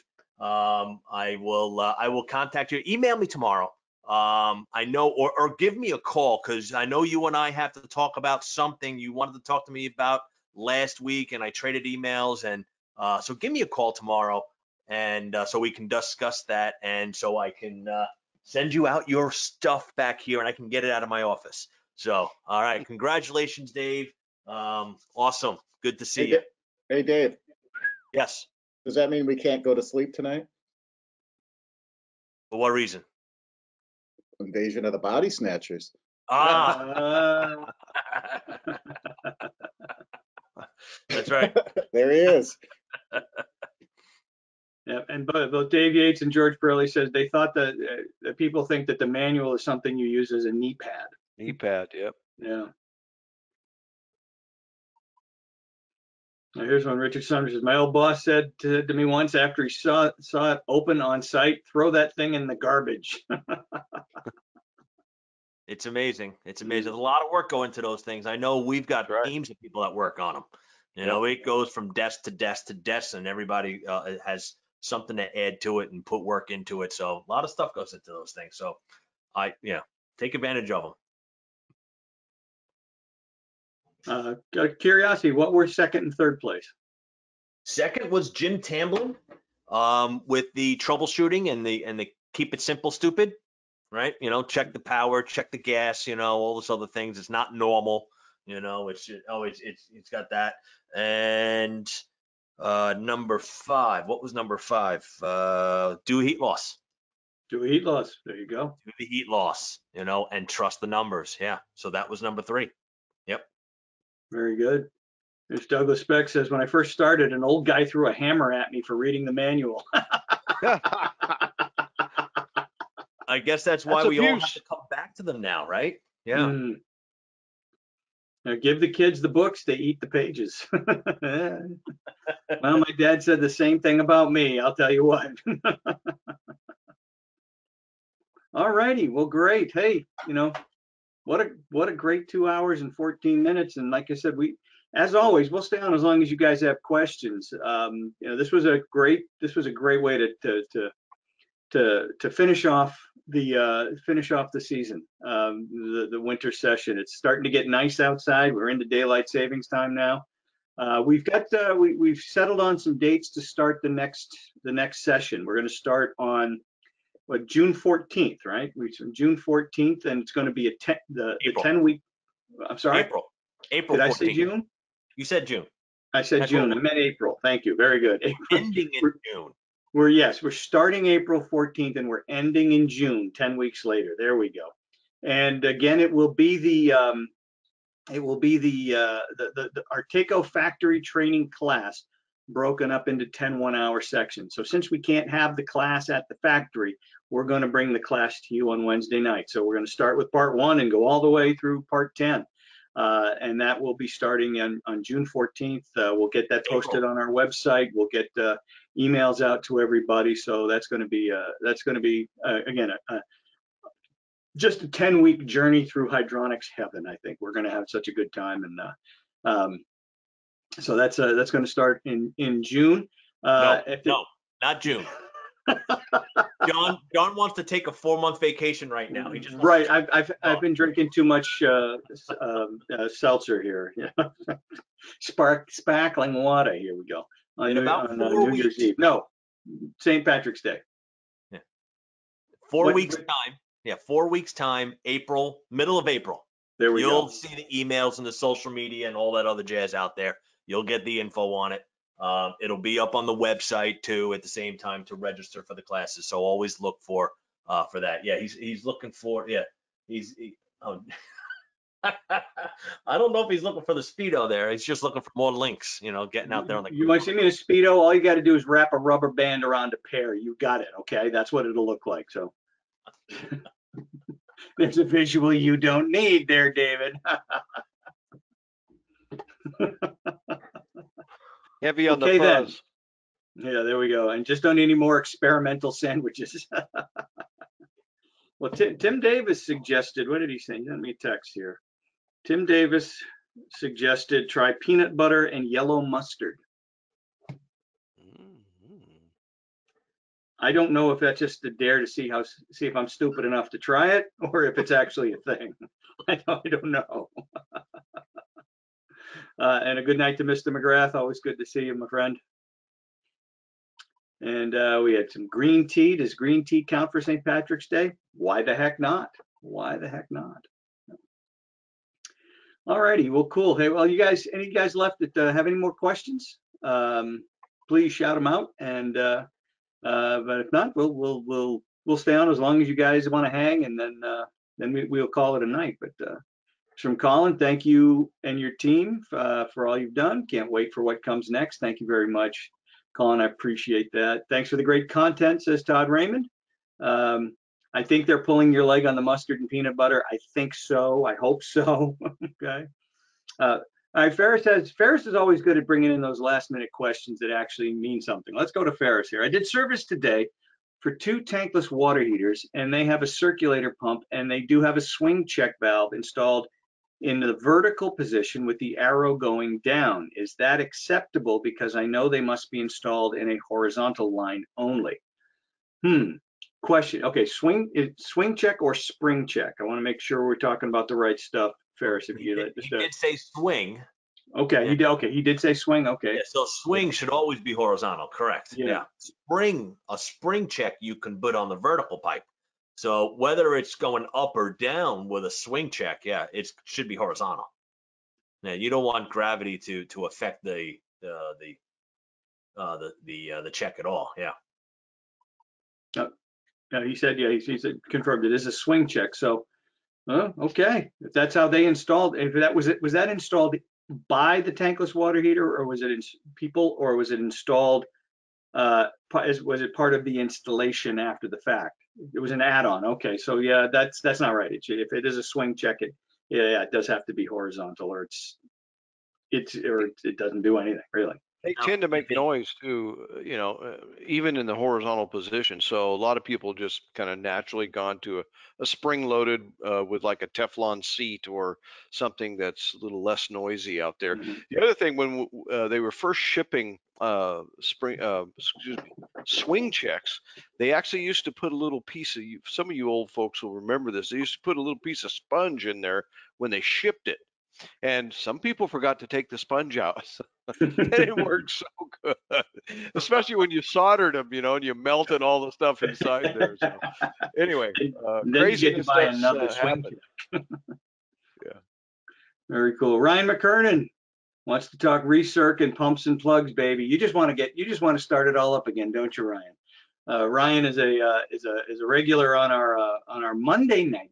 Here, if some of you guys are still on don't know this, on Monday nights we do just Dave and I do live office hours on Instagram. So it's Instagram Live on Monday nights at 7, and those are going about an hour and a half to 2 hours, easy. If you're on Instagram, you can go to the Takeo Comfort page or Takeo Comfort account, and they're all stored there. It's on the IGTV thing. It's so that all the ones we've done in the past, they're all stored there. You can go back and watch them. But we have great conversations. Those things go on and on and on. And we've had how many did we have on?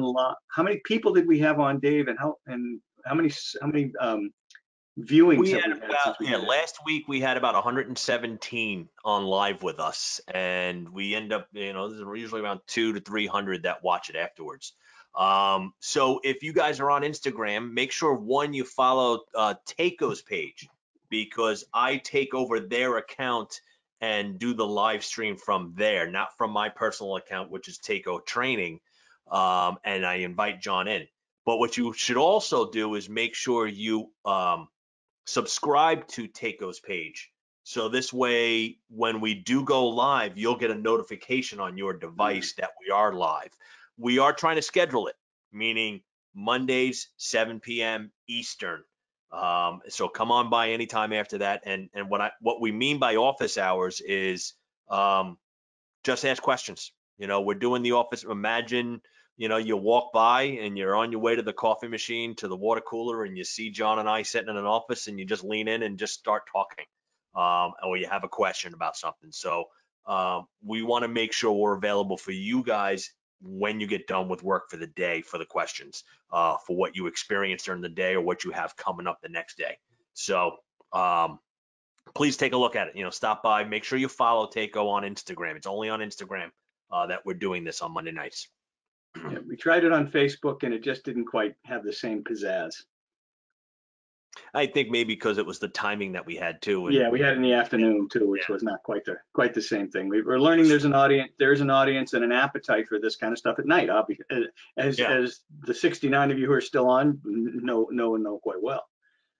Here's a question from Frank, mentioning the sponge. I had just installed a 007 that had a sponge on one end. Do they normally install the sponge on both ends? A 007 that's sponge worthy. What is that all about? That I know of. Never seen that. So maybe I'll defer to you folks on the East Coast where the factory's at, because I've never seen it. So. Not at all. Yeah, I haven't seen that either. If there was something in the volute on the discharge of the circulator, I don't believe so. I've never even seen them come from the casting manufacturer that way. Yeah. From the foundry. We don't put any sponges out there, so that could have just been a weird aberration. Yeah, that's a weird one. Took it out. Yeah, it's not supposed to be there. There we go. Maybe it was putty. Somebody got the reference. Thank you, Richard. Somebody got the reference. I got it now. You got it too. Okay, good. Just slowly, but we got it. It was sitting there ringing in the back, and I didn't know where it was. Yes. Does the new 10-week course cover using a heat exchanger in a forced fan system? The biggest question I get is how to use hydronics and also have air exchanges and filtration. Okay, that's something maybe we can throw in there. Air-to-air heat exchanger is always something we can discuss, and using a hot water coil, I guess, for hydro air. Right? That's the system I had in Minnesota. You know, I had a hydro air system with radiant floor in the lower level, and that worked out fantastic. So, and that had built-in air-to-air heat, air-to-air exchanges too. So we can certainly discuss that. I think it's probably worth adding to the curriculum. Joe Finale says, was it possibly protecting it when it gets painted? Because we don't really protect those things when they go through the paint line. It's just they just go on a hook and out they go. There's nothing, you know, it doesn't really get inside. So Right. And now on the e-pumps, we paint the inside too. We're trying to do more of a coating than a painting, to try to minimize some of the rust that may occur in a system. So, and we do that with the new e-pumps because we don't have to paint it. It's all injection molded. So we don't end up painting an e-circulator anymore. So we paint the casings, the castings before they get assembled. Whereas in a standard 007s, it gets painted after the fact. The only thing I know that we, so to speak, cover is if it's a bronze sweat circulator, we actually have rubber plugs that go on the ends when we go to paint them. And those are typically brown. We wouldn't, they're not green at all. They're the brown, the tan color circulators that we do.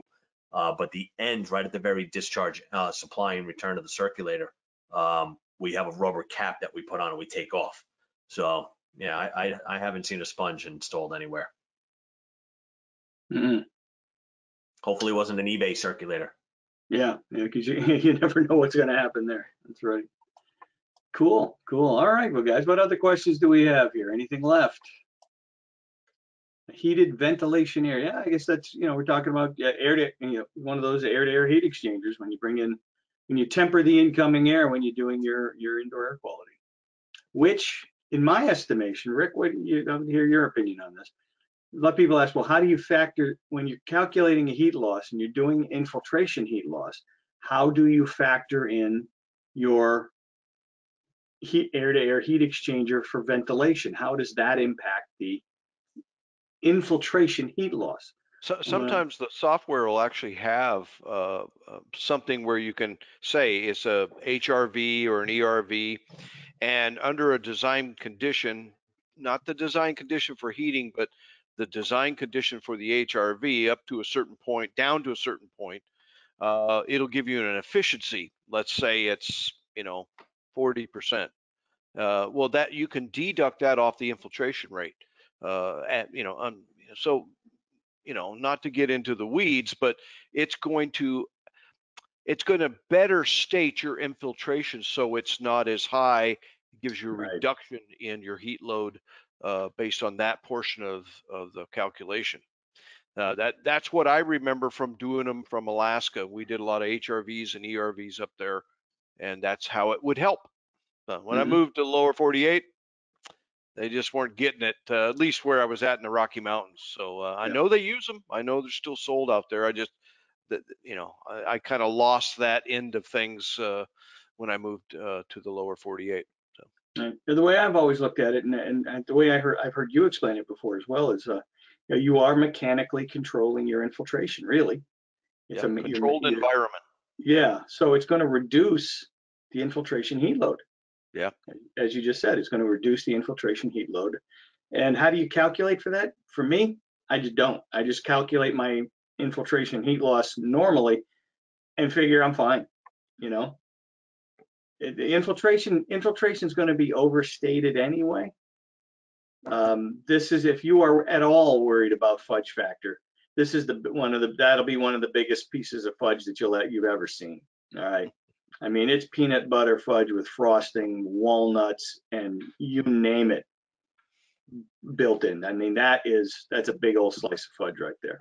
It has a lot to do with the envelope design, right? How tight are they building that envelope? If they are truly sealing all the seams and doing everything they should as it relates to building science, you'll have a really low infiltration rate. Yeah. And if you're using that kind of information in your load calculation, it's going to show up that way. So, as we said in the very first class that we're going to do in the new series is going to be on heat loss. We're going to show you how to do a heat loss. And one of the things about infiltration is we'll use the IBR method for calculating heat loss, which is the same math as anybody else's heat loss. It's the same math formula. They just use different assumptions. One of the assumptions they make has to do with infiltration. And the infiltration factors that they give you are based upon a 25-mile-an-hour wind blowing in all 4 directions at the same time. I've been on this planet 60 years, and I ain't never seen the wind blow in all 4 directions at the same time. I haven't seen that yet. So you are covered. I mean, again, there's a lot of fudge there anyway. If there's an HRV or an ERV, then you're covered double in terms of fudge factor. So that's just Hey, the way it is. Ryan has something here. I'd like to throw it back at Ryan. Maybe he's saying, how do you feel about internal checks, RIFCs? Every single pump that comes with one of those, I pull them out with a flathead, so he's breaking them out, I guess, and I prefer to use a cast iron flow check. Well, Ryan, if you're accounting for the additional pressure drop of what that cast iron flow check gives you, you can do that. But my question to you would be, we sell millions of these that are working just fine. Why are you taking them out? Yeah, well, yeah, I guess. Well, yeah. Well, how do you feel about them? Yeah. For us, they've worked fine. They Yes. have definitely worked fine. They're little things that pop up all the time in terms of maybe trap and air or things like that you got to deal with anyway. But in terms of their performance, they've proven to be fairly reliable. But if you prefer to use a cast iron flow check, we sell those too, and we're happy to sell those to you. I mean, absolutely. But as Rick said, there is a little bit of additional pressure drop. Little bit. Well, a lot more pressure drop through a cast iron flow check than there is through an IFC. So as long as you're accounting for it, it's 6 and 1/2 a dozen of the other. Really, I think one's not gonna stop flow from going the wrong way better than the other. Yeah. They're both going to do the job. It's just a matter of really what's your preference and account for the pressure drop. I mean, Richard, I know I have a feeling for why he does it, and I run into it quite often in my neck of the woods also.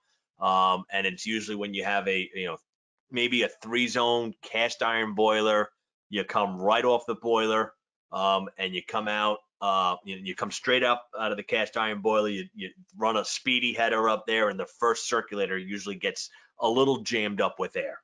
So because you're putting all the circs in, pointing like this. Okay, and that first circulator will sometimes get air trapped behind the check valve. All right, which happens.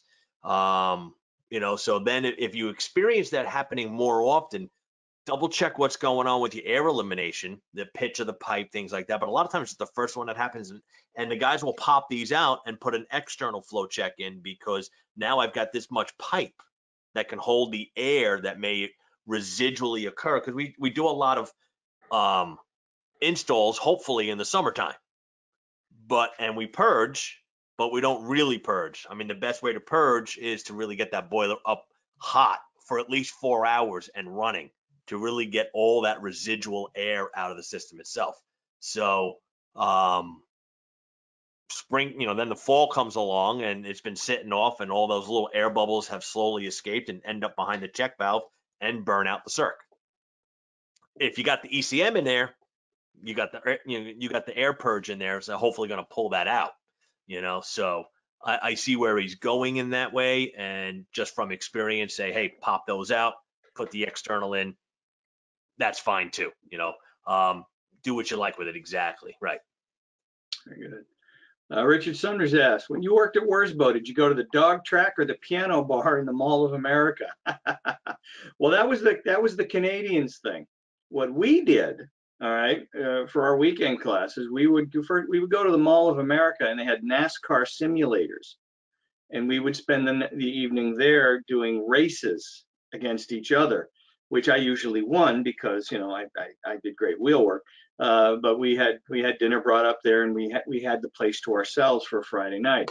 Then on Saturday night, we would go to a little nightclub called Bogart's for a karaoke evening. And usually when guys walk in there, they'll look at this and say, you expect us to sing karaoke there? There ain't enough beer in the state of Minnesota for me to get up there and sing karaoke. Well, it turned out that there was. And we'd get some memorable nights of guys getting up there and singing songs that doing things that they wouldn't normally do at home. Let's put it that way. Just add liquor. Just add liquor and get out of the way. What was best about that, though, in my view, is after that was all over, we went into the watch the band, and they had some Yes. really good bands in Minneapolis. So Oh, I'd God, yeah. perch myself right on. They call it kind of like I think they call it the meat rack, and Mhm. you just sit right there above the dance floor, and the band's right here to the right. All the people are dancing out front, and I just sit there and have a great time enjoying watching some really good musicians. So Yep. We saw the they Marshall have- Tucker yes. Band there one night. Who? The Marshall Tucker Band one night. Yeah. I saw one of the singers. He's not the only one. They've had several, but one of the singers of Toto, Freddie Frederiksen, was actually a local Minneapolis guy, and he was there. Guy had a set of pipes like crazy, but anyway, I remember watching a lot of that and enjoying the hell out of myself. So Yep. anyway, good times. Terry Those were Turner before remembers an me. evening with Louis Black. Yes, for a while we did go to a comedy club at the mall called Knuckleheads, and I remember Louis Black performing there. Brian Regan we saw. A lot of comics that you've actually heard of. We actually, that we've heard of. We would go see. It was really those are good times. Those were really good times. Long time ago in a galaxy far, far away. Yep. Piano That's- bar. Yeah. Yeah, just before I got there. Yeah, as soon as you got there, Dave, we stopped having We fun stopped having altogether. And we And started Rick and doing I remember go-karts. Then we got Go-karts? real go-karts. Yes. yeah, we would do go-kart racing. I remember that. And Rick, I remember you and I on several karaoke duets. We did some Allman Brothers, Hamilton, Joe Frank, and Reynolds. You remember that one? Don't pull your love out on me. Don't honey. pull your love out on me, baby. If you do, then I Yeah. think that maybe I'd lay me down and cry for 100 years. Sing it. No, those days are gone. Oh man. Anyway, Anthony says that's where he threw up. When you heard us sing, or was it at the go-karts? I don't remember. What was my go-to song for karaoke? Well, I would start when I would get up and sing. It was either 60-Minute Man. That was a big one for a while. What was it? Jay Giles song? Angel is the Centerfold. Those were my two go-to songs to start. Then there to be other ones that I would sing and probably shouldn't have. So those are the days, man. Those were the days. Amazing. Yep. Just to think about it. And I can remember Ingrid Mattson getting up, and she was Gladys Knight, and myself and someone would be the Pips, and we do Midnight Train to Georgia, which was another special experience. She had a great voice too. Yeah. She could have done it for a living. I think you're right. Yep. I think you're right. All righty, gang. Good night, Kenya. Thank you for joining us. Yeah. See you in the next series. I think it's probably time, guys. What do you think? Yeah, I don't see anything too technical coming in. I think everybody's pretty wiped out from their corned beef and cabbage and a couple of green beers, and yeah. I had mine tonight. I put mine on at 9:30 this morning, so it was good right before class started. It was quickly chow it down because I got to get this stuff done. Yeah, Rich says, "What am I going to do next week?" Yeah, I don't know. Talk to your wife. Yeah. Interact with the family. I don't know. Hey, that's the way it is. Hey, guys, gang, thank you so very much for being with us the last 6 weeks as well as tonight. What a great evening with Johnny and Cheryl. Like I said, the special people, and without getting too emotional, it does. I'm sure I'm speaking for Dave and Rick, but they can also speak for themselves. It does make it, not really a job, but it's a purpose. And you working for TACO you've got to experience it to really understand it. It's not like any place else I've ever been. That's right. We have a comparison, right? We've all worked other places. Mm-hmm. and to work for somebody now that where it's completely different and better, and you know, we just attest to it. So we're counting our blessings. Absolutely. Absolutely. So again, thank you all. We do appreciate it. Looking forward to seeing you next month, April 14th, Dave. I got it right that time. And may the blue cheese be with you. You and the blue. We'll see you next time, Richard, Wayne, Terry. Thank you guys so much. Thank you. Enjoy. Appreciate you. Thank you. Thanks, Later. everybody. See you in a couple of weeks or so. That's right. And tell your friends. Tell your friends. And even Tell the your people you don't Even like if all they're that not much, in the have them come industry, too. maybe they Tell want you to all come. about it. Yeah. Maybe they want to join the industry eventually. So yeah. So get some new people in here. Get the young bloods. Yeah. Yep. And Mondays are still on, Joel. Yes, we're still doing Mondays. We'll be doing Still Mondays gonna do Monday. forever. And Takeout Tuesdays are still gonna run also. Yep. Yep. So that schedule is gonna stay the same as Takeout Tuesdays. You know, the afternoon sessions at 12 o'clock Eastern. So Yep. you can still find us over the next month or so. Yep. And we're also going to be doing an extra late night session, kind of a pilot session for folks out on the West Coast. So if you get an email about, you know, Takeo After Dark on a Thursday night, that's going to be something different that we're doing for people out on the West Coast. But it's another option. You want to stay up late? Hey, we're going to be there. 7:30 Pacific time. 7:30 Pacific time, specifically Pacific time. There you go. Yeah. Thanks everybody. Have a great rest of your St. Patty's Day and a fantastic tomorrow as well. Enjoy.